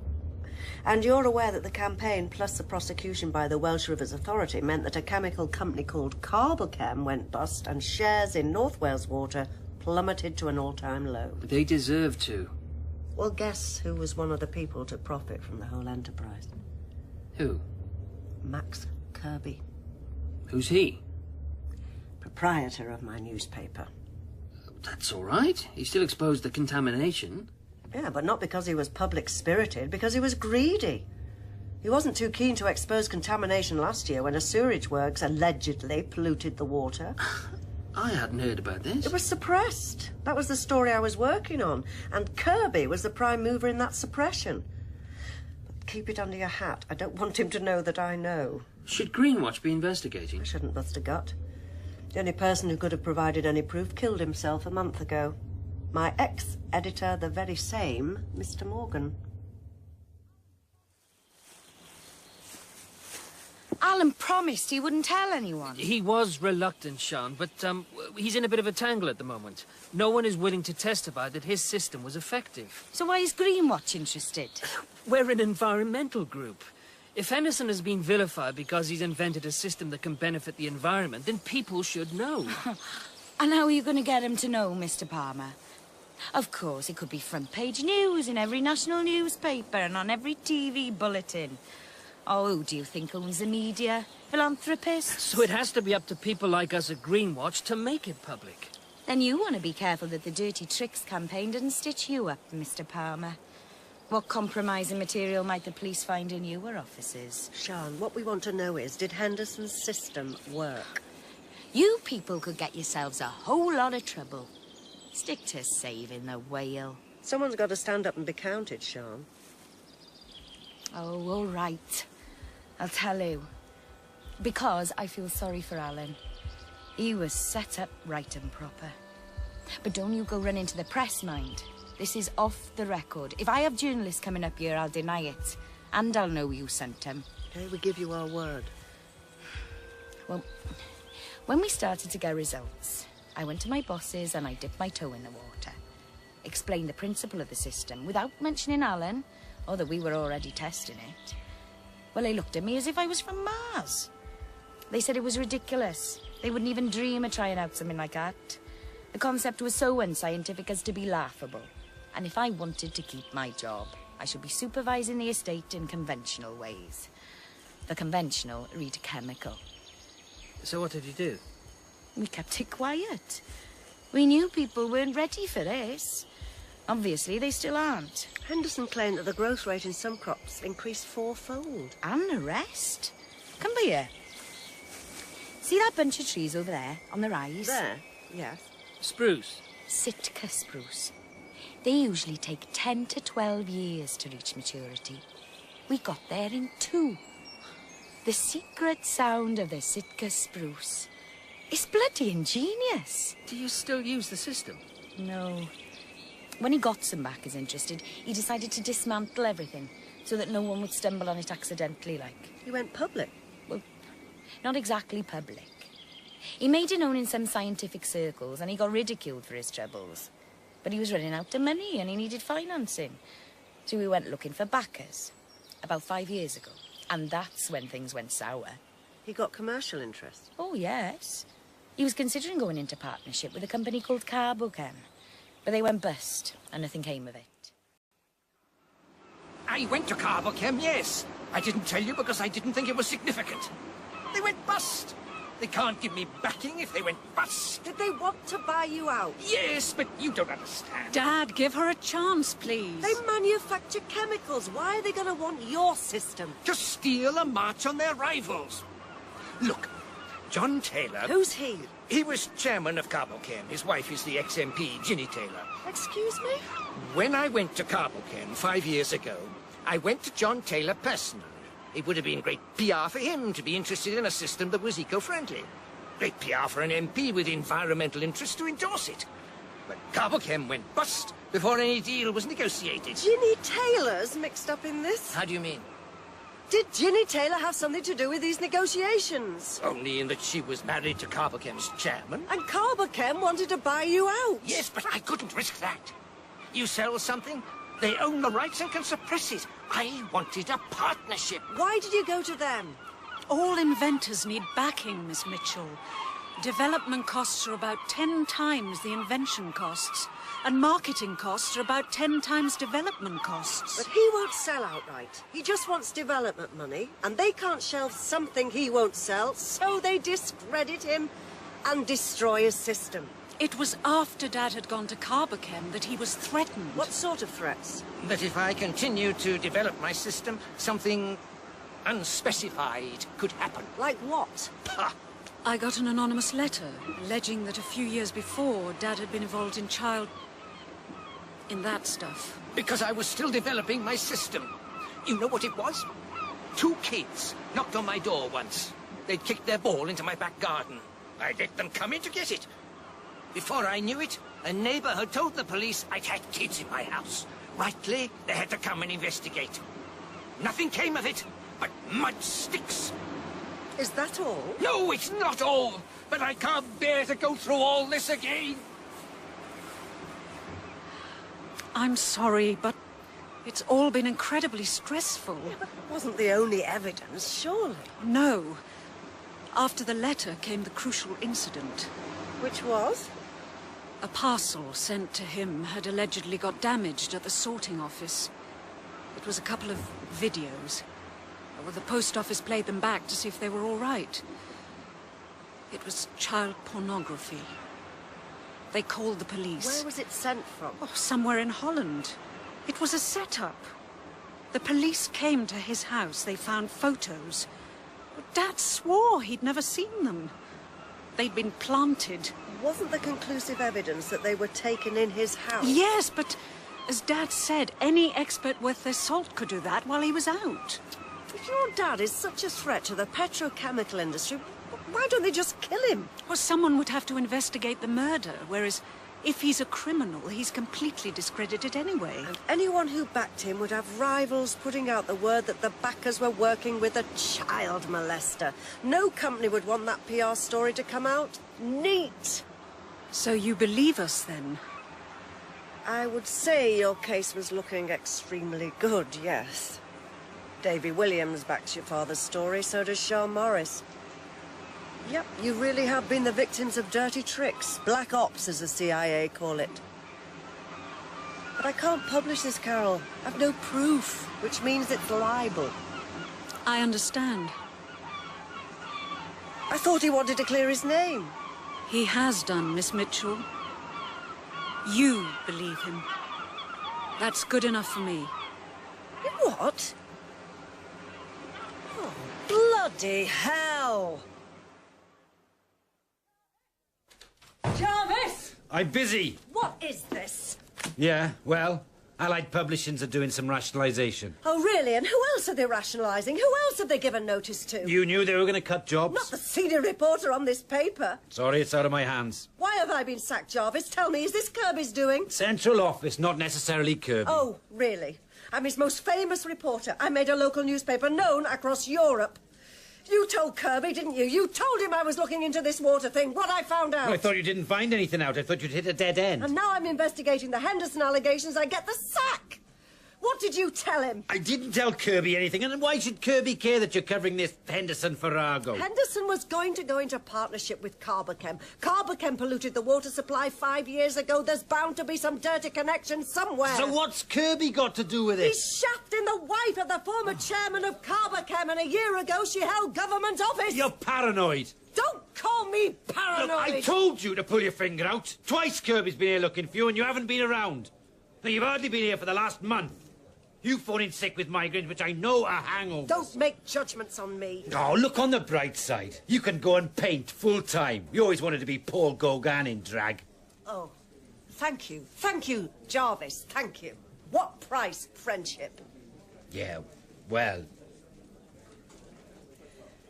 Why did you tell me that Henderson had paid someone to burn down his labs? It was in the papers, for pity's sake. What, do you think I'm in on some sort of conspiracy now? Davy Williams admitted to me that he was paid, but not by Henderson. And they picked him out specifically because he'd done time with Henderson, so they could allege Henderson hired him. Well, who's they? The Illuminati or the Rothschilds? I don't need to take your sarcasm, you sad and seeded little man. Henderson was set up and you didn't want me to know. Bollocks. He was set up. He was seen taking kiddies into his house. To get the ball from the back garden. He was set up and you didn't want me to get the story. Just how involved are you, Jarvis? You live in a complete fantasy. I am going to fight this. Kirby won't get rid of me that easy. You lose? Well, yes, thank you.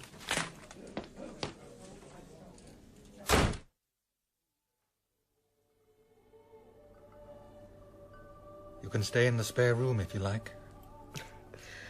No, thanks. But I will get a cab.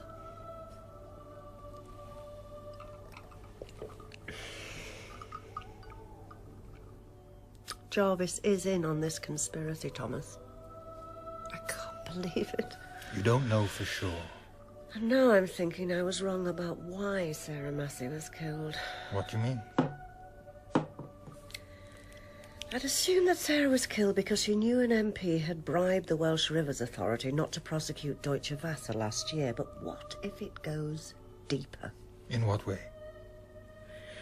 John Taylor was chairman of Carbochem. Carbochem were going to back Henderson but went bust in the water scandal 5 years back. John Taylor's wife is Max Kirby's lover. And 5 years ago, Kirby encouraged a vehement campaign in the press against Carbochem and North Wales Water. What are you alleging? I'm not alleging anything yet. But I have a feeling. What? Whatever it is, Kirby is at the centre of it all.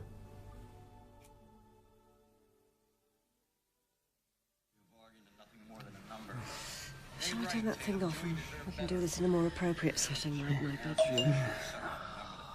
What? It's 11:30.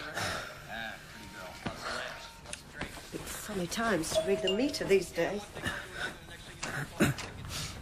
My, you do look dishevelled. What do you want? Can we come in? No, you bloody well. Jarvis, you can't just barge into my house. Come on, Dee, mates. Mates? Are you kidding? Oh, come on, you're not still pissed off with me? You've been drinking. Oh, still the investigative journalist, huh? Why haven't you been at work? I got the sack, remember? You got notice to work out. Oh, and who's this? She's a bit young for you, isn't she, even by Tracy's standards? New boyfriend, huh? You going to introduce us? Jarvis, you have got a bloody nerve and I am not amused. Hello, I'm Andrew Jarvis. I used to be her editor until she became indolent to the point of redundancy. Jack Palmer. Have I interrupted her last evening? Well, sorry, but this is important. Allow me to introduce you to Kelly. Kelly Greaves. She's got something she wants to tell you. I don't believe you, Jarvis. This is another setup. One more layer in the whole bloody conspiracy. I'm trying to save you from yourself. Oh, really? You're Kirby's stooge and you're trying to cover his back, which means there must be a link between Henderson and Kirby, and I am close to uncovering it. Bloody hell, you are the most stubborn woman I have ever met. Everything I've told you is true, Miss Mitchell. Oh, really, Kelly? OK. You come round here at 11 o'clock tomorrow morning on your own, and we'll go round to see Alan Henderson and his daughter Carol. I wonder if your nerve will hold without this Scotch-ridden oaf and hack to back you up. This is outrageous. Dad, calm down, please. Let Dee have her say. Look, my proprietor, Max Kirby, and my editor, Andrew Jarvis, are resorting to more and more desperate measures to keep something from becoming public. I don't know what as yet, but Kelly here seems to be their latest agent provocateur. And if you can shoot a story full of holes in 2 minutes, then we have incontrovertible proof that your dad was set up. I thought you already believed us. What story? Jarvis says he tracked down Kelly. Kelly claims she was one of the children in the photographs found in your possession. I don't know how much they've paid her, but I'm interested to see how long she can stick to the fabrication. They didn't pay me anything. Well, go on, Kelly. Tell Mr. Henderson what you told me. You don't recognise me, do you? It was 8 years ago. I was only 10. And we moved away after that, because my dad told the police and they didn't do anything. But we used to live in the same road, me and my friend Paul next door. And one day we kicked our ball into your back garden. 2 children knocked on my door to ask for their ball back. Everyone knows that. Even the police. It was perfectly innocent. You saw that we were dirty. You suggested we had a bath and some lemonade afterwards. You ran a bath and got us both to get in it. And you got us to touch each other, and you took photographs. Oh, come on. This is ridiculous. Anyone can brief her to say these things. Whoever took the photos to set me up is now employing an actress to pretend to be one of the kids. I cannot bear any more of this. Get this girl out of my house, Dee. I remember that the bathroom was pink. So you saw the photographs? The photos were in black and white. They said he developed them himself. Our bathroom's blue. Whoever broke into the house with the kids must have been colourblind, if that's what he told you to say. Kelly, did Andrew Jarvis put you up to this? Wait a minute. Carol, please. 8 years ago, I was 20. I was at university. The bathroom was pink. I remember. I came back after the Christmas term and you decorated it. It wasn't pink, Carol. It was sort of off-grey. It was pink, Dad. We'd been talking about changing it since Mum had walked out. People were trying to discredit me. 8 years ago, Kelly? Yes, I was 10. 8 years ago, Dad. You were only 1 year into developing your system. No one knew about it.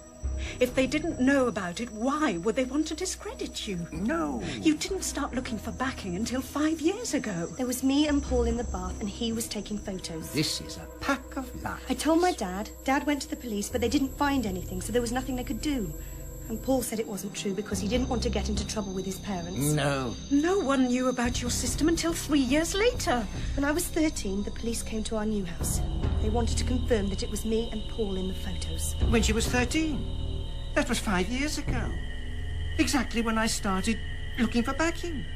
When you got the anonymous letters and those videos arrived from Holland. Yes, but she's saying it was 3 years before that you took the photos.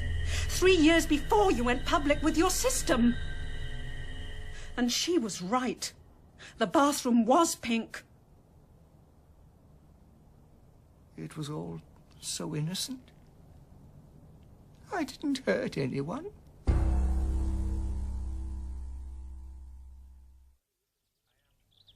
I am sorry. What? Well, you put Carol on to me. You weren't to know Thomas. She desperately wanted to believe her father was innocent, like I desperately wanted to believe my father wasn't a philanderer. She came to me to get the confirmation that would heal their relationship. Still, it makes us even. How come? I get made to look a prat in return for going through your confidential files a month ago. Oh, that. Still, if Henderson was a paedophile, rather puts pay to your conspiracy theory, doesn't it? No, it bloody doesn't. Henderson was threatened. I've no doubt about that. If he went on developing his system, something would happen. Well, it did. Henderson probably didn't think anyone knew of his little weakness, but he'd been questioned by the police 3 years earlier, and someone could have found out. Then all they have to do is expose his proclivities by sending a damaged video through the post. No, my conspiracy theory is alive and well, thank you very much, and is sitting somewhere in Max Kirby's backyard.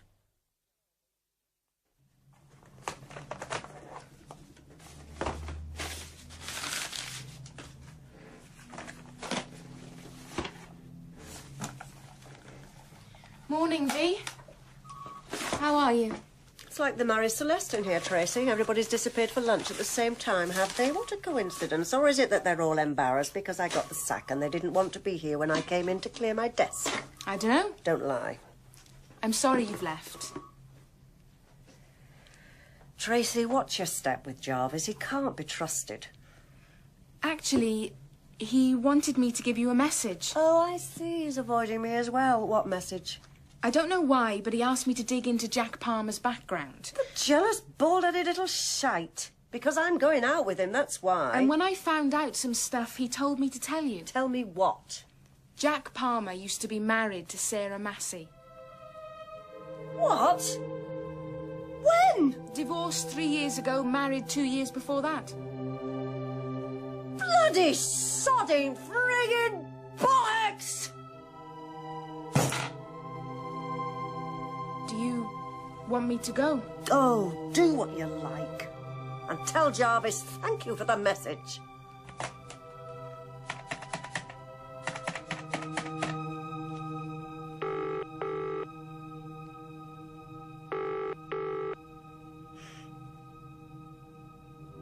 Hello, this is Jack Palmer. Please leave a message after the tone or send your fax now. Cheers. This is Dee Mitchell, and I won't be able to make dinner tonight or any other night. And if you knew me better, you'd be very impressed that I am containing my anger so well. Cheers to you, too. Oh, what does she want? Do you know her? I'm afraid so. Well, I'll leave you then. Yes, I'm sure you will, Tracy. What can I do for you? I don't know why you thought to come here. I don't work for this mob anymore. I was waiting at the bus station. I saw you come in. And? I'm sorry you were deceived. So are you, Carol. I'm going to stay with friends in London. I don't want to see him. Not yet. If ever. Truth's not very palatable, is it? No. My father was a philanderer. I pretended not to know until it destroyed my mother, and then I punished him for it. I'm 40 and I am still dealing with this. I'm in therapy too, you know. Thomas probably didn't tell you that. Dad didn't want me to come to you. He'd constructed his lie and wanted me to believe it. I guess he was scared you'd find out the truth. Whereas you use me to erase your doubts. He wasn't all bad, you know. He abused children and he lied to his daughter. He could have revolutionized the world, but he had a weakness. You can't revolutionize the world if no one will let you develop your system. The reason he got caught, the reason he was accused Convicted of. He was offered a fortune for the entire rights of his system. He refused because he knew it was in the interest of some companies to suppress it. Oh, you mean in certain matters he was honourable? Yes. He turned down the money and got jumped on. Yes. Yes, so losers all round. He goes to prison, his system is destroyed in his lab, and we continue to use chemicals and destroy the soil. Yes. He shouldn't have been so honourable. If he'd taken the money, his system might have been suppressed, but he would have been rich and free to invent more things. And to carry on abusing children with impunity. In Broad Canvases, Dee was played by Sue Johnston and Jarvis by Martin Troakes. Jack was Anthony O'Donnell, Thomas was David Middleton, Tracy was Lynne Seymour, Carol Henderson was Manon Edwards, Alan Henderson was Hugh Dickson, Sian Morris was Clare Isaac, Kelly was Siriol Jenkins, and Davy Williams was Steffan Rhodri. Original music was composed by Laurie Scott-Baker and performed by Laurie Scott-Baker, Dylan Fowler and Evan Parker. Technical presentation was by Nigel Lewis, Mike Frost and Gareth Tyrrell, and the production assistant was Nia Goff. Broad Canvases was written by Nigel Baldwin and directed in Wales by Alison Hindell.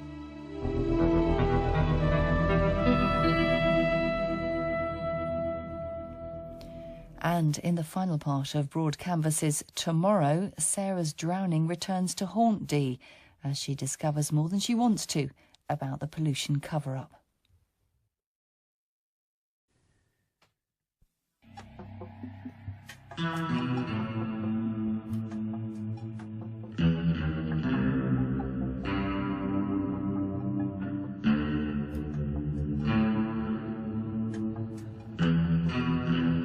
Broad Canvases by Nigel Baldwin, with Sue Johnston as Dee Mitchell.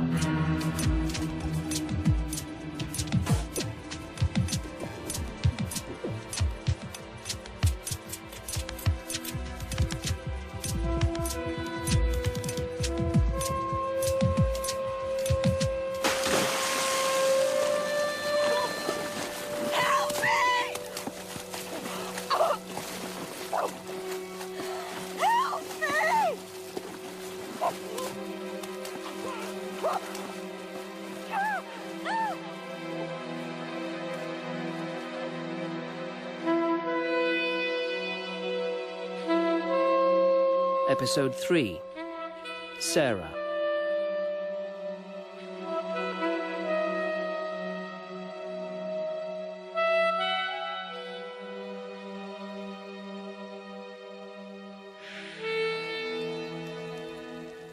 Dad's papers and stuff. Mum wanted it all out of the house. Why did you phone me, Peter? Dad is very fond of you, Miss Mitchell. Dee, please. After he retired as editor of the paper, Dad was really miserable. A year ago, I was coming by and he was having a bonfire much like this. He looked troubled. Then suddenly he scrabbled into the edge and pulled this from the flames. He didn't know I was watching. When I made a joke about destroying evidence, he turned as though he'd been caught out. He was destroying evidence. Stuff that a certain Sarah Massey gave him. Who's she? You don't need to know, Peter. Well, he looked at me like a child I'd caught stealing sweets. And then he said that if anything happened to him, I was to give this to you. Half-charred cassette tape. This is all that's left. And this. A playing card? Well, a tarot card. Sarah gave him a tarot card. Yeah, and some papers, but I think they burnt beyond recognition. Have you heard this tape? Well, it's a conversation in a restaurant between a man and a woman. I don't know who they are, and I didn't ask Dad. I wasn't supposed to have listened.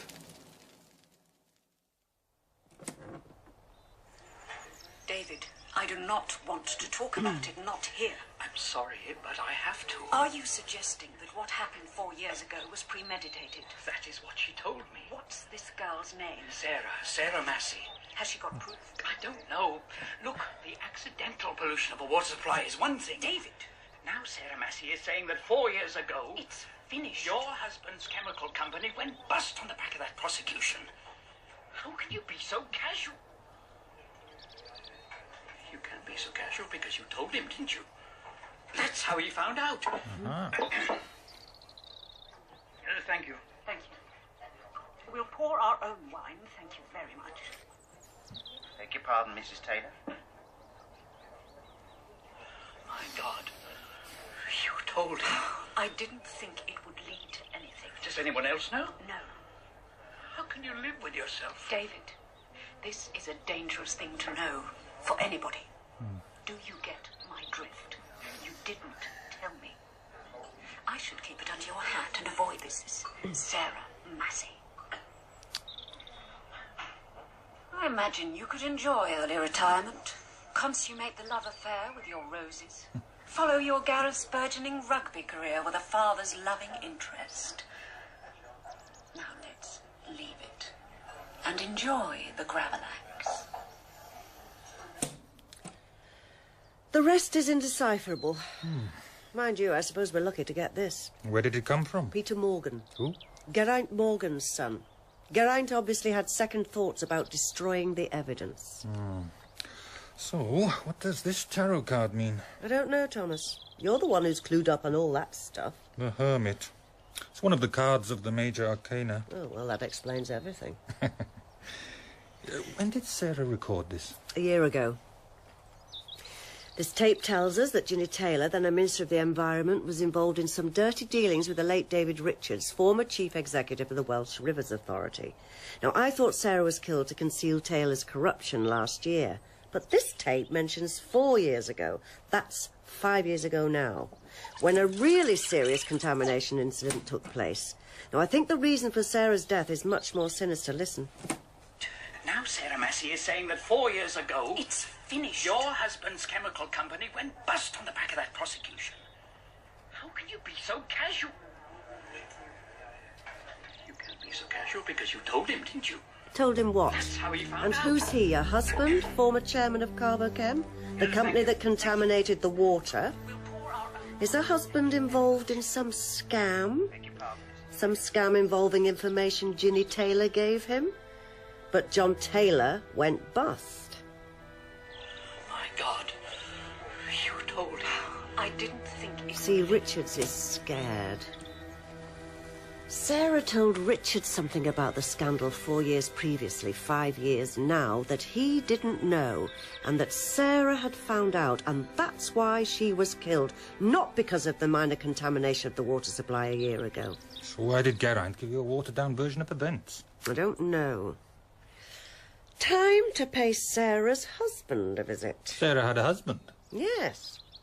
Inadvertently, I had a carnal encounter with him last week. Inadvertently? You can't have sex inadvertently. No, Thomas. Inadvertently, I discovered that the man I had just jumped was Sarah's ex, and he never bothered to tell me. I do have an explanation. You have a pretty impressive house, you know, Jack. This garden wouldn't look out of place in Kew. It was not my skill, the previous owners. Previous owners? Yeah. Oh, right. Anyway, not to be sniffed at. I am sorry. Oh, don't worry. I am used to going to bed with pathological liars. I didn't lie. I just didn't tell you.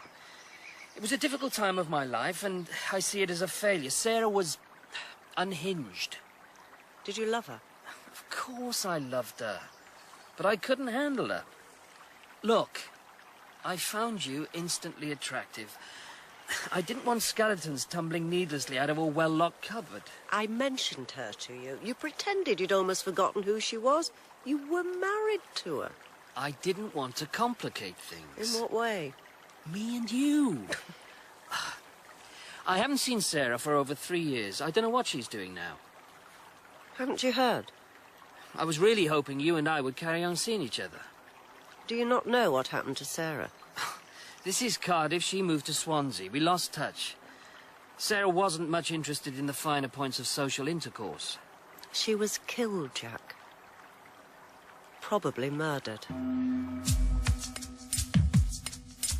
Jack, I think you're a prince who incarnated for the sole purpose of saving the environment. You are going to be so effective, so powerful. I, Sarah Massey, am in humble awe of your power.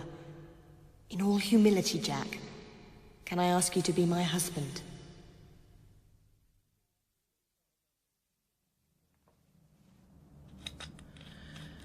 More scotch? No. Don't mind me. It's a bit of a shock. You really didn't know? No. Poor Sarah. You didn't keep in touch? I had no contact since she left me. I divorced her 3 years ago, adultery. She didn't contest it. Well, she couldn't. She was unfaithful. I think she had her first extramarital about a month after the wedding. Sarah slept with anyone who took her fancy, and she didn't care whether I knew or not. She had no moral or emotional truth in her. Why did you marry her? I loved her, and I was infatuated with her. I fell for a line that I was the most stunning, effective man she'd ever met. I didn't know she had a personality disorder then. What do you mean? She was mad. Clinically. Seriously? It's difficult to recognise madness if you've never been close to it. It took me a bit of time. I think she knew she was sick. It made life terribly hard for her. Poor kid. Maybe she's better off out of that lifetime. What? Sarah had a firm belief in reincarnation. How did you meet her?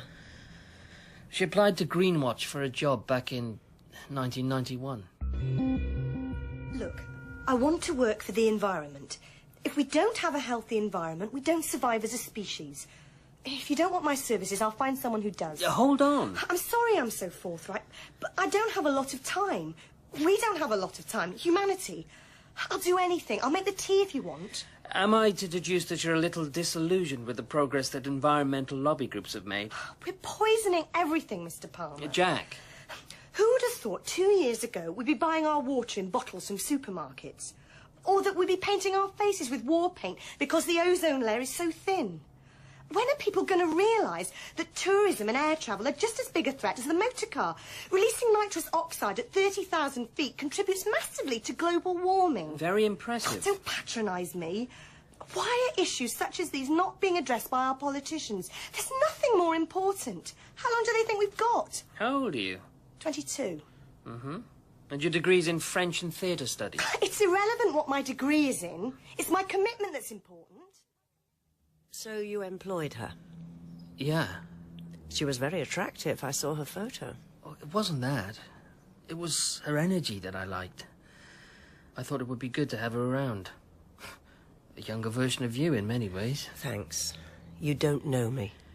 And she got into the swing of things pretty quickly. Although in many respects she had her own agenda. You've got to do something about Carbochem. At least highlight them in the newsletter. Tell everyone what damage they're doing with their chemicals. Why Carbochem in particular? There's many bigger chemical companies doing far more environmental damage. I know about Carbochem. My father works for them. Their chemicals are poisoning the planet in the name of profit. Your dad works in the chemical industry. He's marketing director up in North Wales, Jack. The lies they tell to sell their stuff, they're completely unethical. They sell agri-chemicals banned in this country to the Third World. The Third World grows its exotic fruit with the aid of these chemicals and then exports the same fruit back here. So we end up ingesting the chemicals that were banned here in the first place. It's madness. What's the matter? Trevor Massey worked for Carbochem. Yeah. God, this is getting darker. What? Massey told me he worked for a pet food company. Well, he might do now. He resigned a couple of months before the pollution scandal 5 years ago. You can't imagine how that upset Sarah. As you know, we started to run a campaign against them in concert with your paper. Sarah put all her energy into that. Annoyingly, from her perspective, her father had already resigned.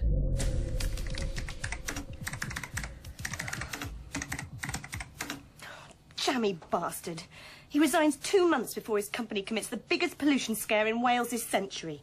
What a bummer. He might have gone to prison. No one's going to go to prison. The best that will happen is heavy fines. Don't destroy my fantasies. It's bloody criminal. Someone should pay for this. They say the organophosphates leaked into the water supply are used to make sheep dip. What they don't tell you is that they also use it to make nerve gas. Bastards. If she was so concerned about the environment, then why didn't she come to you last year? What do you mean?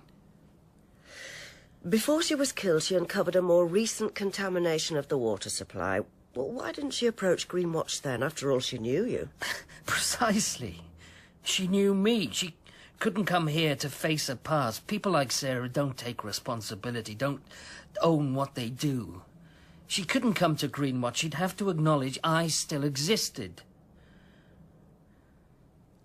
Why are you looking at me like that, Jack? Do we have to talk about Sarah? No. I don't want her to be a thorn in our relationship. Oh, we have a relationship after you lied to me. I didn't lie to you. I just didn't say anything. Look, I'm embarrassed about that time. I pretend it never happened. Oh, far be it from me to interfere with your emotional development, but I have to warn you that from a psychotherapeutic point of view, A trauma which is suppressed will usually re-emerge in a more virulent manifestation. I wondered if you wanted to stay for dinner. Stay over. Is that a euphemism for something? Could be.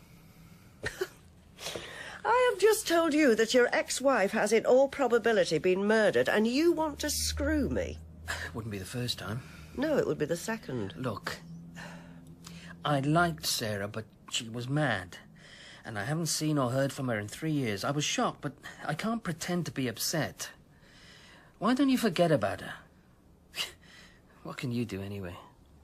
What are you implying, Jack? Nothing.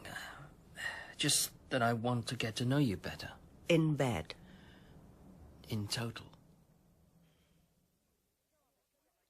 I just thought you might like a drink. Jarvis, you've got me sacked. Then you have the nerve to phone me and ask me out for a drink. How did I get you sacked? You told Kirby I was investigating him. Tell Kirby anything. Well, who did? Dee, I've no interest in Kirby beyond the fact that he employs me. And I hope this phone isn't tapped. Look, I'm still your friend. I miss you. Look, I'm telling you, Jarvis, Sarah Massey was killed because she'd uncovered some kind of corruption. And Max Kirby is involved. And you lied.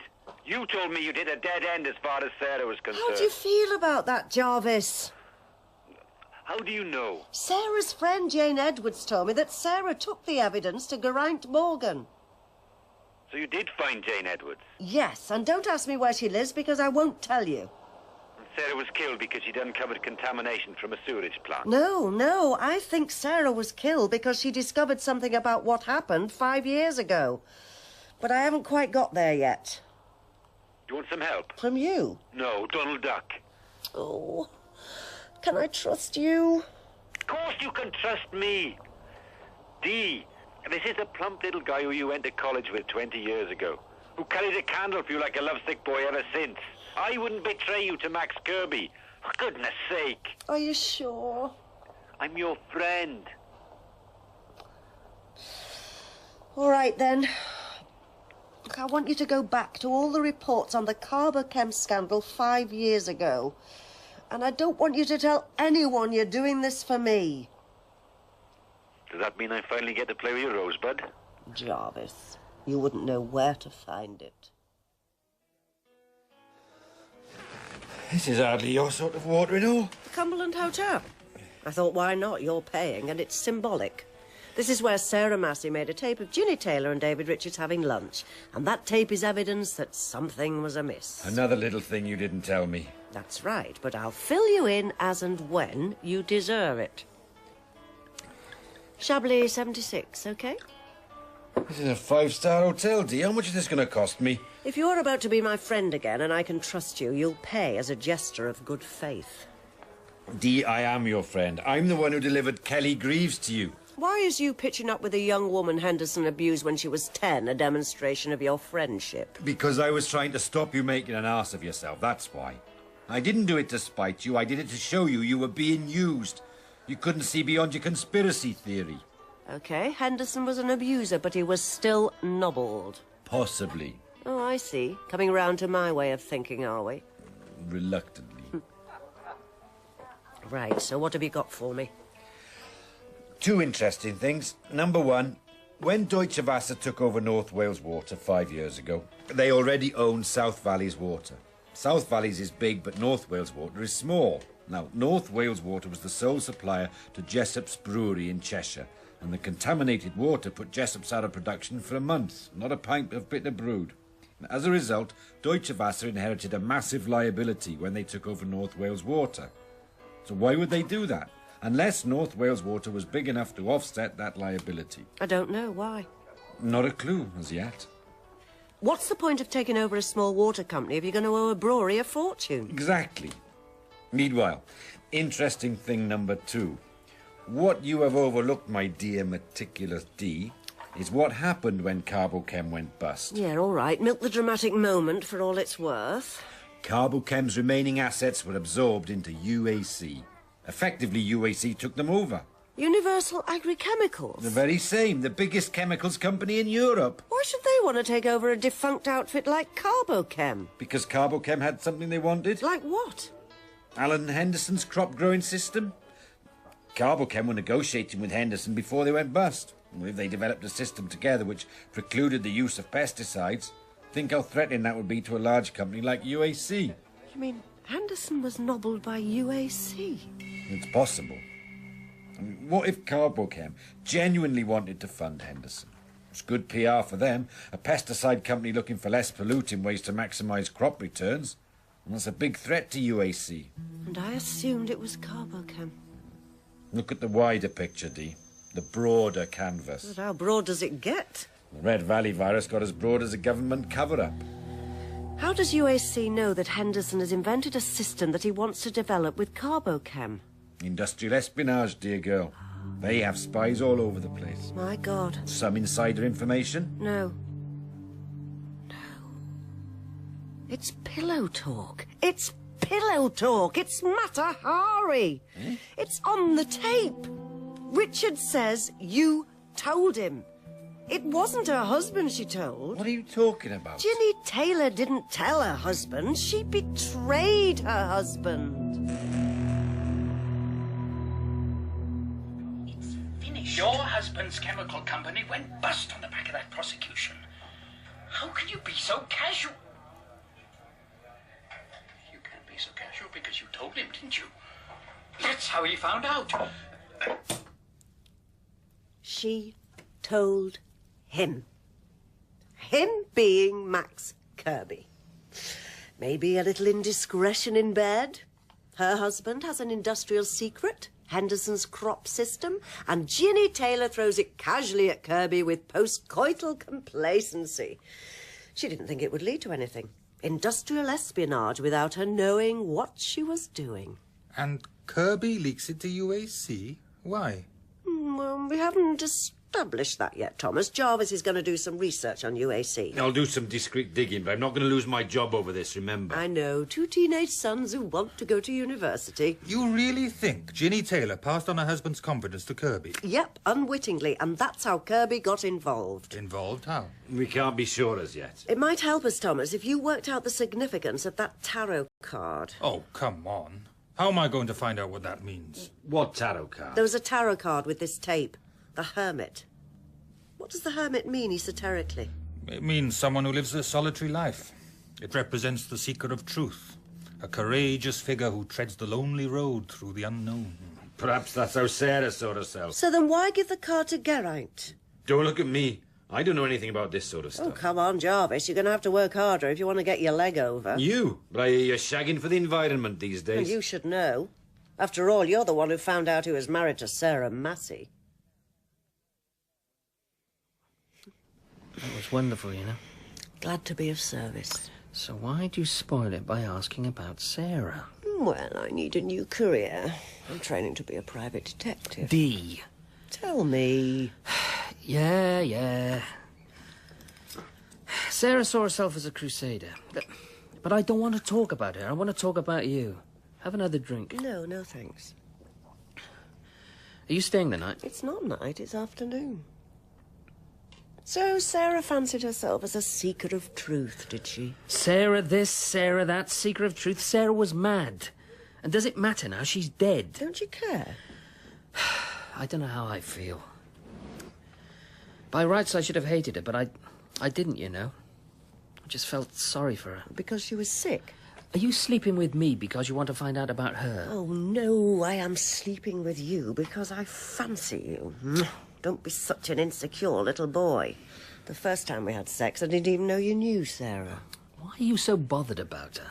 Because there's a bloody great conspiracy going on surrounding a pollution scandal, and Sarah stumbled on it, and that's why she was killed. You run an environmental lobby group. This should concern you as well. I'm off duty.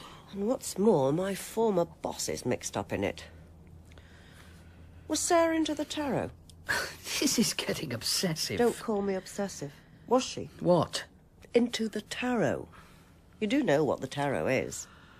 Only as a joke. She used to use the cards as symbols. How do you mean? If she was pissed off with me, she'd put the fool on my desk. If we'd had a row and she thought she'd been wrong, she'd put the card justice there. If I went to the pub because she drove me mad, I'd find temperance on my pillow when I got home. And when she wanted sex, she'd wave the king of staves in front of my face. You get the imagery? Weird. You don't have to tell me. I married her. She was a games player. A tease.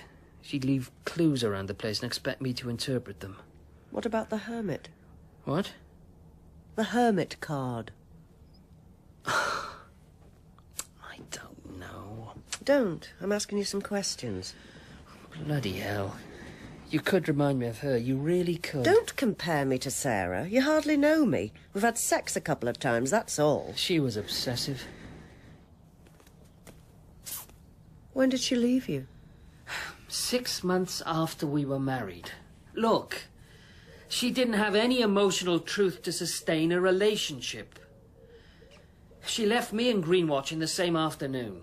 What reasons did she give? Oh, I was a wimp who had no interest in the environmental cause whatsoever. You're a wimp who has no interest in the environmental cause whatsoever, Jack. Trouble is, the movement's attracting people like you who are interested in pursuing individual careers. You're an environmental yuppie. Oh, you're right, Sarah. You're always right. You'll do anything to keep your job because you want job security. You're not interested in creating a new world. You want to preserve the present one as it is and your status quo in it. Oh, really? Yes, oh, really. If it was ecologically desirable that you gave up your job, you wouldn't. You campaigned to keep it. You're only interested in maintaining what you have, not in changing anything. Yes, Sarah, and you know it all. Half the time you won't run campaigns for fear of rocking the boat. I have a staff of 5. There's a limit to the campaigns I can run. And bear in mind, we have to work with industry and not polluters. Constantly be in battle with them. I told you we should start looking into electrical and electronic pollution. I'm running this outfit, not you. You haven't taken a blind bit of notice. I can't respect a man who ignores the issues. The trouble is you won't deal with anything. Sarah, pollution is damage limitation. There has been pollution since man lit his first fire and took his first crap. It's man, is it? Women don't get to look in. Since woman lit her first fire and took her first crap, then for pity's sake. Oh, I see. Women are the polluters now. What are you talking? Blame women, go on. You're just impossible. I'm impossible because I taught the truth.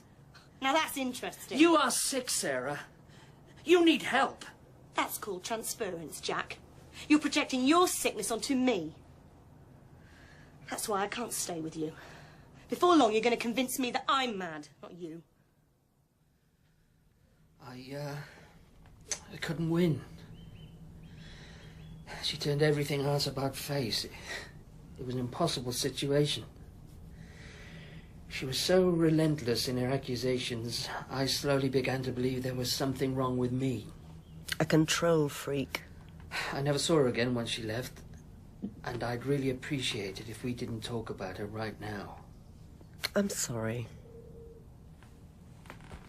Come here.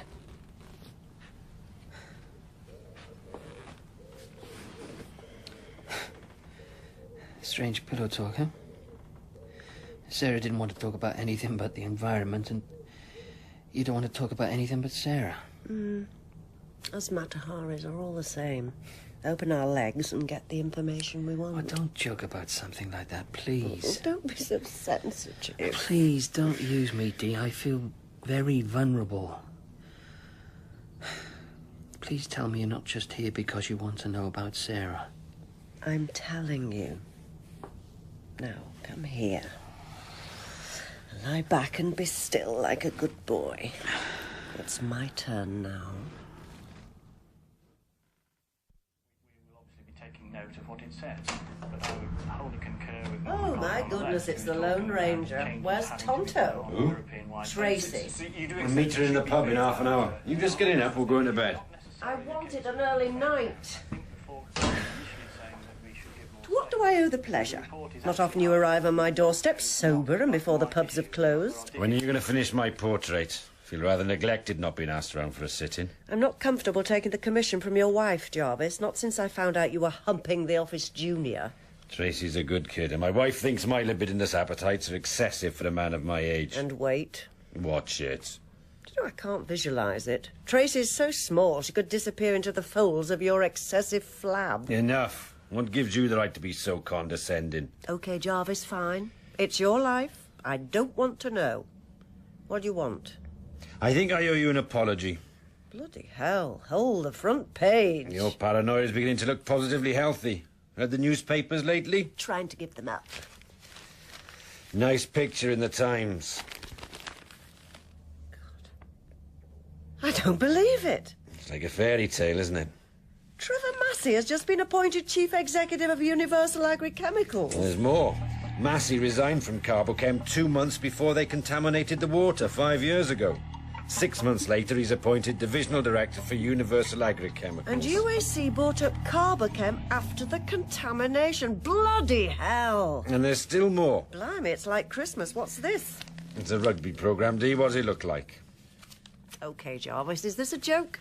Varsity match, 1962. My dad took me when I was 11. I asked Max Kirby to sign it. You remember when he was down here? Ah, you mean when I was investigating the Henderson thing, which led me to get the sack? It was nothing to do with me. I didn't tell Kirby anything. Now you know he's probably corrupt. Are you going to resign? Dee, look at the programme. Why? The team sheets, Oxford versus Cambridge. Max Kirby, wing forward. Connor O'Neill, number 8. Julian Dawson, centre. Who's Julian Dawson? Sir Julian Dawson. Now, that's the beauty of it. He's chairman of Universal Agrichemicals. And they all played for Cambridge? Yes, and 5 years ago they were all players in a scandal involving the contamination of the water supply. O'Neill as chairman of Deutsche Wasser, who take over North Wales Water. Dawson as chairman of UAC, who want to absorb what's left of Carbochem. And Kirby, who makes a big song and dance about the contamination in his newspaper. What's in it for Kirby, though?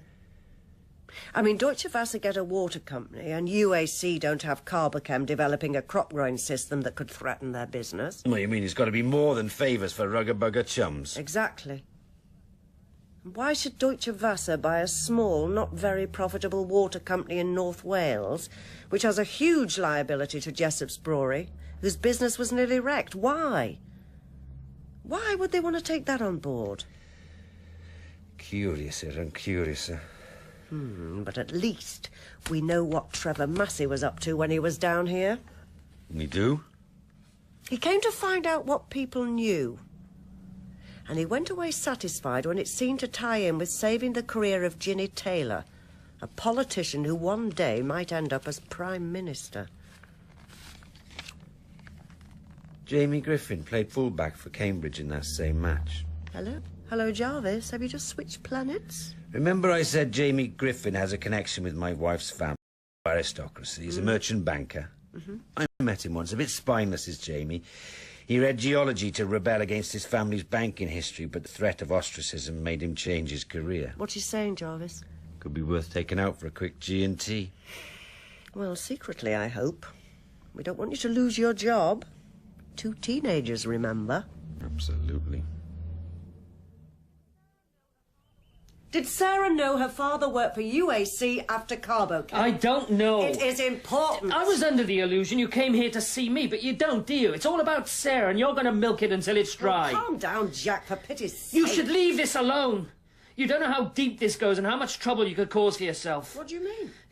You only went to bed with me to get information. That's not true. You're exactly like Sarah. How dare you compare No, that me was to her? Sarah's tactic. She was screwing a future rugby international to get access to his father, who was something to do with the Welsh Rivers Authority. Who told you that? It's true. Yes, but how did you know? What? How did you know Sarah was sleeping with Gareth Richards? You told me. I didn't. You did. How did you know, Jack? I don't know. Someone must have... You said you'd had no contact for 3 years. Now, how would you know unless you were lying? Someone told me. Unless she told you. It's dangerous, Dee. You don't want to get involved. Sarah's dead. Tell me. I didn't know she was killed, I promise. But I'm not surprised. She was so provocative. You saw her. Am I right? Oh, shit. She came to the office a year ago. April, I think. I promise you I hadn't seen her since she left me, and I only ever saw her that once. It's okay. Just tell me.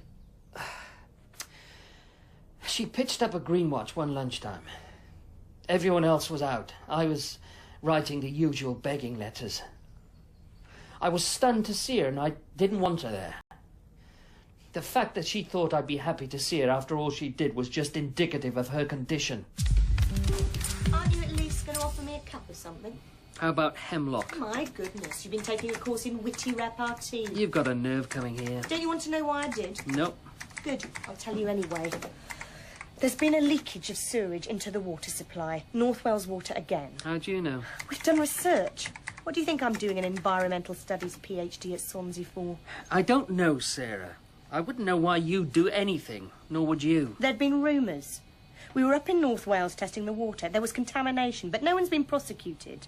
I asked the Welsh Rivers Authority why. Oh, yes, just strolled into their headquarters and demanded an explanation, did you? No. I started sleeping with the chief executive's son, Gareth Richards. He plays rugby. He'll be a Welsh cat one day. Well, that sounds like the manipulative little cow I once knew. Didn't take long to meet his dad. And Daddy didn't like the questions I put to him, I tell you that. Maybe he sussed you were mad. Why can't you stop being personal, stay calm and listen? And don't project your psychosis onto me. Oh, for pity's sake. 4 years ago, when we ran that campaign against Carbochem and North Wales Water for contamination... What of it? We were had. What? See, I'm in a pub ranting and raving about how the Rivers Authority won't prosecute this time, whereas 4 years ago they went to town. What's going on, I'm saying? Carbochem, a company my father worked for, went bust 4 years ago after prosecution, but today no one bothers. Is there a point to this story? You're not interested in environmental damage caused by greed, are you, Jack? You just want your safe little job. You've no passion for the cause. Like you, Sarah. That's right. You don't operate out of passion, you operate out of hatred. Thank you. And yes, there is a point to this story. The guy at the bar, who happens to run the place, name of Scotty, grabs me as I'm leaving. He overheard my rantings. Not difficult with your voice. His ears pricked up when he heard me mention Carbochem. This bloke Scotty used to work for them. So? He knew my dad. I'm so pleased for you.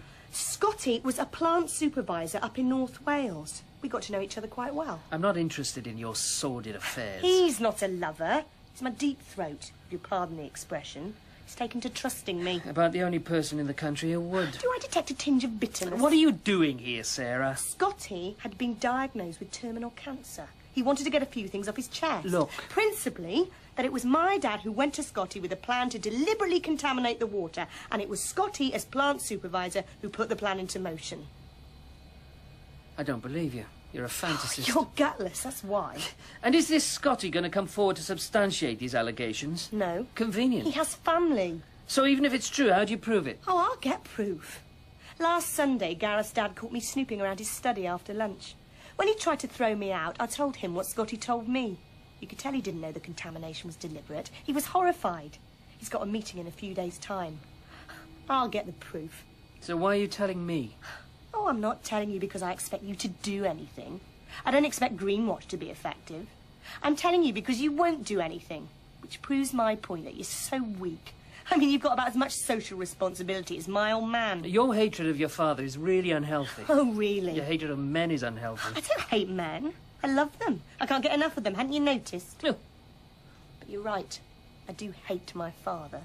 I suppose you think he deserves a blowjob for killing my mother in a car crash 6 years ago. And how about the 7 people who died drinking contaminated water? What did he deserve for that? I didn't know whether to believe her. Sarah hated her father so much. She's dead because she knew something. Yeah. But was it that? Yeah. Yeah, I think it was. That's what the tape conversation was about. What conversation? Sarah got her proof, of sorts. She tape-recorded a lunch conversation between Ginny Taylor and Gareth's father. That indicated something dodgy was going on. Typical. How did she manage to do that? She bribed the waiter who planted the wire with sex. That was Sarah. A manipulator and a destroyer. A sicko with a huge control mechanism. And that's why she ended up naked in Bryn Mawr Reservoir tripping on LSD. Tracy's provided a piece of the jigsaw. Oh, really? What would Tracy know? Tracy is more than just a pretty pudenda. Ha! Do the woman a favour and she... Bite your balls off, I know. All right, what does she tell you? There's a pub about 60 miles from here, towards St David's, and it's called the Lone Traveller. Yeah, and? It's a meeting place for New Agers, environmental protesters, travellers, kids going on to rave somewhere in the countryside. It's really famous, apparently. So famous, you and I have never heard of it. It's counterculture, Mr. Jarvis. You don't get anyone over 30 going in there. Everyone of our generation knows about it. So, what of it? The regulars call it the Hermit.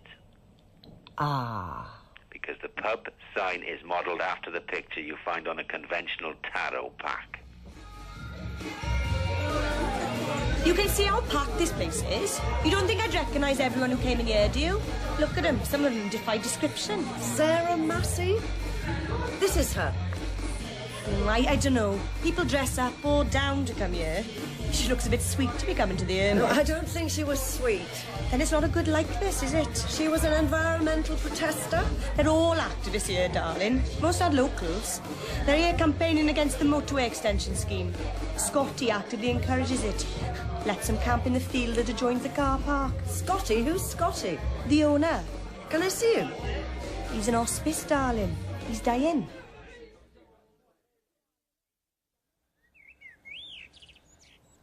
I don't have to speak to you, you know that.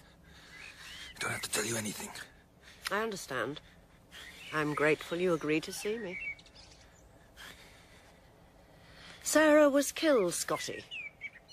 Is that your real name? I liked Sarah. She was a bit intense, but I liked her. How did you meet her?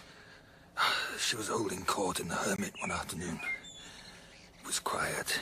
There was nobody but her and a few friends in. And she mentioned Carbochem and her father. And I introduced myself, and we got to know each other.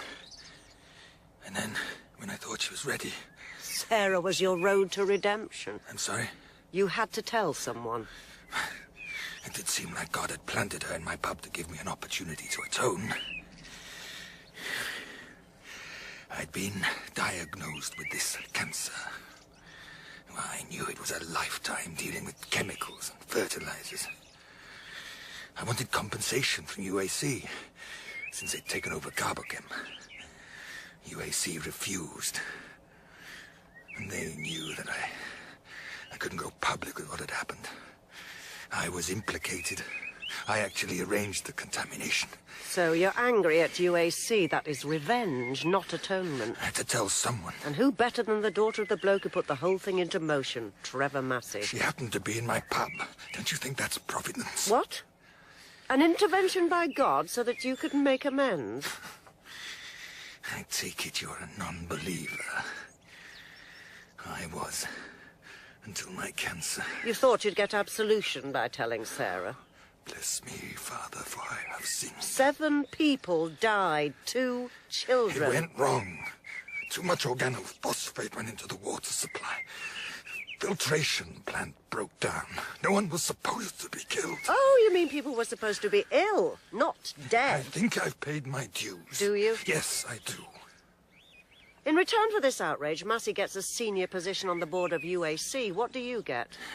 I got a payoff, and I disappeared. And no, my name's not Scotty. And I bought a pub. Where, with supreme irony, I played the generous host to those who have heart enough to campaign for the environment.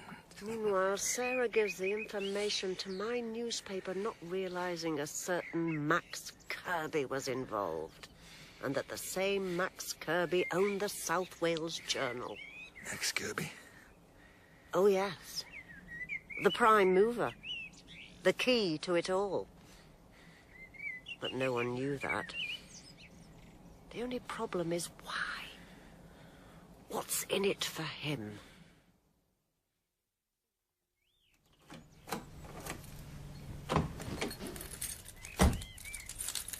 Don't turn round. God. Don't turn round. Sorry, the rearview mirror met with an accident. What do you want? Work it out. You're good at working things out. I'm not here to sell you life insurance. In fact, the opposite. You might not care about your own welfare, but think of your daughter's. We know she lives in Argentina with your ex-husband. We know which school she goes to and where she lives. Calle Antonio Rodriguez. Drop this. devote your energies to your painting and finding yourself a new job.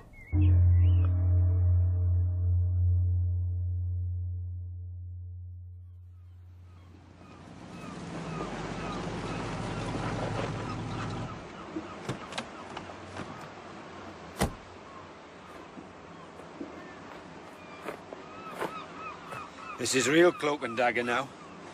Couldn't you think of anywhere more remote?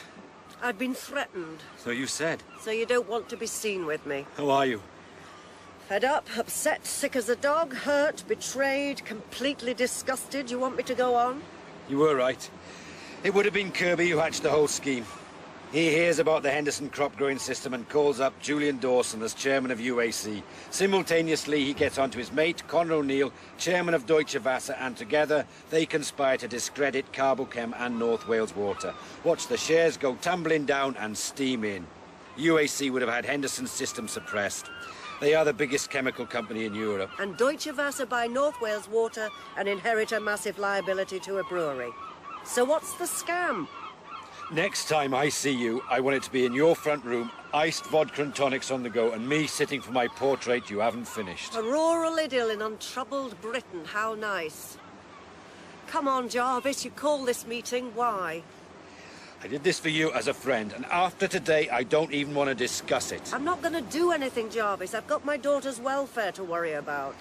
You wanted to know what Kirby's interest in all this is? Beyond money for services rendered, yes. You know, I said that Jamie Griffin, the friend of the family who was in the varsity programme, read geology at Cambridge. So? So Max Kirby was a fellow student, also reading geology.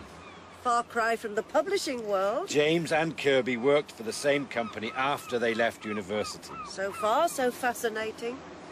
I went back to London to meet Jamie, and everything he said is off the record. What did I just say? Nearly 30 years ago, Kirby was detailed to do a survey on the land now owned by Deutsche Wasser, previously by North Wales Water, and before that in public ownership. In fact, in public ownership when Kirby did the survey. This man Jamie was with him. Go on. Kirby filed a negative report. So? You do surveys to find out what value the land has, what mineral deposits it has, and so on. If a negative report is filed, then it's not worth as much as, say, if gold was found. I'll give you a medal for stating the obvious, John.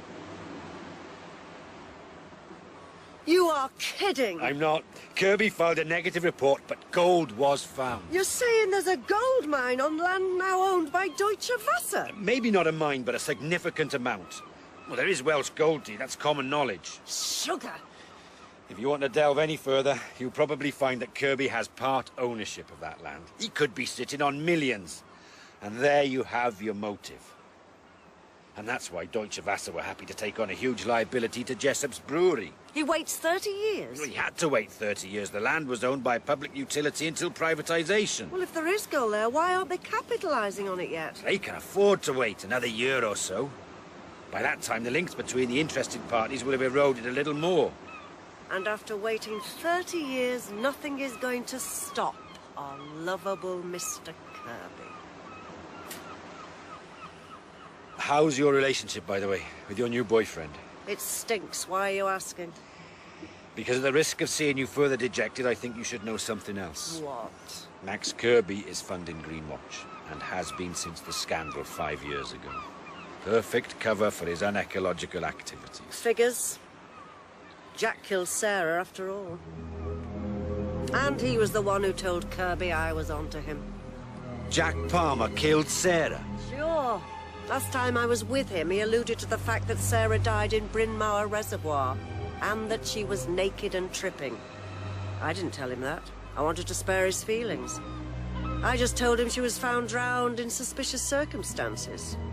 And we didn't print the sordid details in the journal, did we? So, how did he know?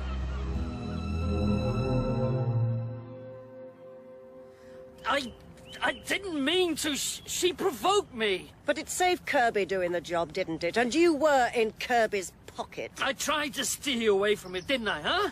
I tried, but you were so bloody obsessive. Don't use that word. Like her, you couldn't let it go. Nice house you got, Jack. Lovely garden. But that was created by the previous owners. The previous owners being... I don't know them. Short memory, Jack. When I first came to ask you about biodynamic farming, you said you'd inherited it from your parents. A very kind legacy from Max Mr. Generous Kirby, I assume. So I succumbed. I didn't know he'd done anything illegal. What happened? At the reservoir?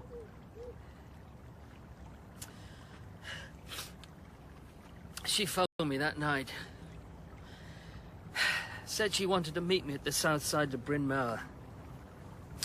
She said she'd found out that I'd taken Kirby's money, and if she revealed what she knew, I could go to prison for corruption. So you went? I didn't have a choice, did I? She was blackmailing me.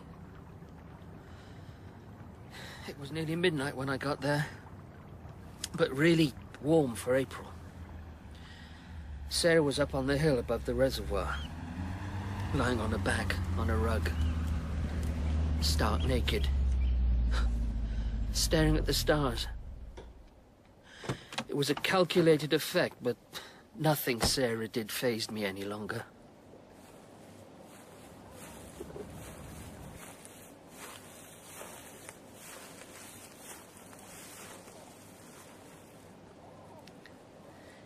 You know, astrologically, where Uranus is in my chart suggests the possibility of a violent or sudden death.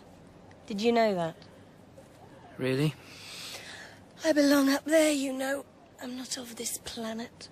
What are you talking about? I'm tripping, Jack. Just taking some acid. Sirius. Sirius is where I come from. What do you want, Sarah? I got the proof, more or less. I took it to the press 10 days ago. The bastard editor hasn't published.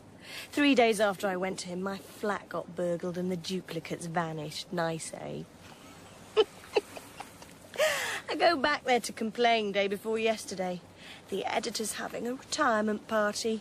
Well, you know how wild I am, Jack. I threw booze all over him and got ejected. It's raining. Oh, the good old acid rain that goes into the acid earth to poison all our food and give us Alzheimer's and cancer and CJD and motor neuron and all the things you used to care about, Jack. Sarah, get dressed. Got a phone call. They offered to buy me off. If they can't buy me off, they'll kill me, right? They bought you off. They funded us. Jack's never going to climb that beanstalk and slay the giant, is he? Because Jack's in the giant's back pocket. Sarah, I didn't know the water was deliberately contaminated 4 years ago, any more than you did But then. you do now.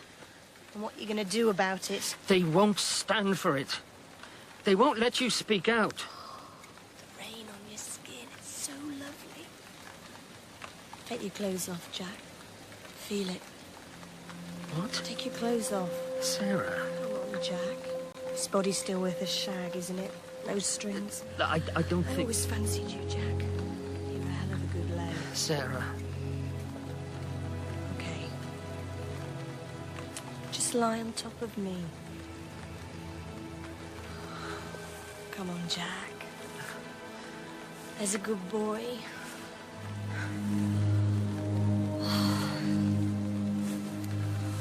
Oh, yeah, that's it, yeah. Oh, yes. I can see you're interested, Jack. Oh, that's it. That's it. What? You sad, pathetic little man. You have absolutely no integrity. You're so weak. Look at you.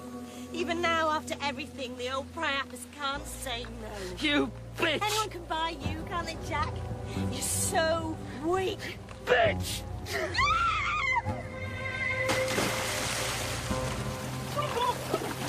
Help me! Help me!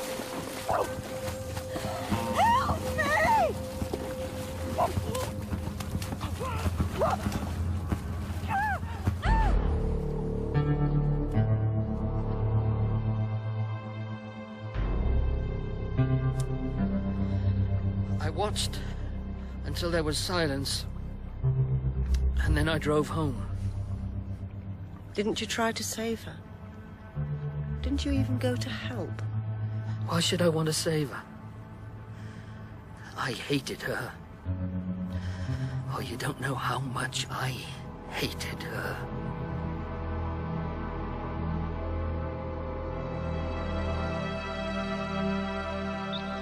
He is not going to admit it. The case is closed. There's no evidence it was murder, and even if there was and Jack was charged, he wouldn't implicate Kirby or UAC or Deutsche Wasser.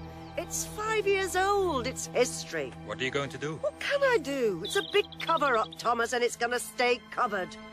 What have I achieved? A big load of nothing. What price justice? Calm down, Calm Dee. down? You got to the truth. You made progress for yourself. Now, that's an achievement. Think so? There's a lot of sick people out there, Thomas. But is it my imagination, or are more and more people becoming screwed up? There's a theory about that. Oh, I thought there might be. People say we live longer today because of the breakthroughs in conventional medicine and drug therapy. Alternative practitioners like me dispute this and put it down to nutrition and hygiene. I was talking about sick in the head, Thomas, not sick in the body. That was what I was about to say. Come again? There may be an increase in longevity, but there's substantial evidence that there is also an increase in mental and emotional illness. The Sarahs of this world are proliferating, eh? Maybe she could have used your services.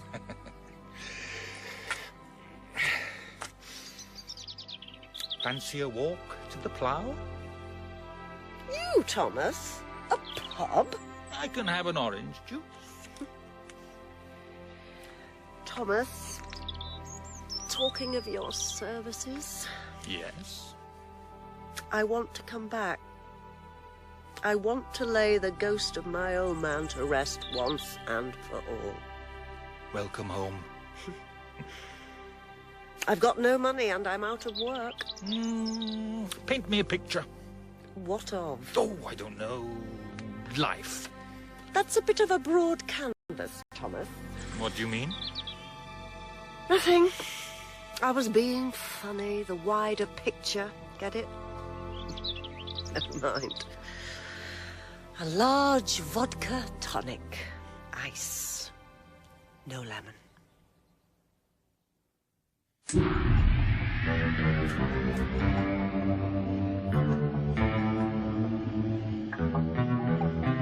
In Broad Canvases, Dee was played by Sue Johnston and Jarvis by Martin Troakes. Jack was Anthony O'Donnell, Sarah was Siriol Jenkins, Thomas was David Middleton, Ginny Taylor was Manon Edwards, David Richards was Ray Llewellyn, and Peter was Steffan Rhodri. Original music was composed by Laurie Scott-Baker and performed by Laurie Scott-Baker, Dylan Fowler, and Evan Parker.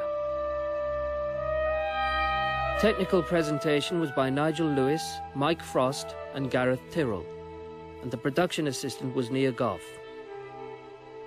Broad Canvases was written by Nigel Baldwin and directed in Wales by Alison Hindell.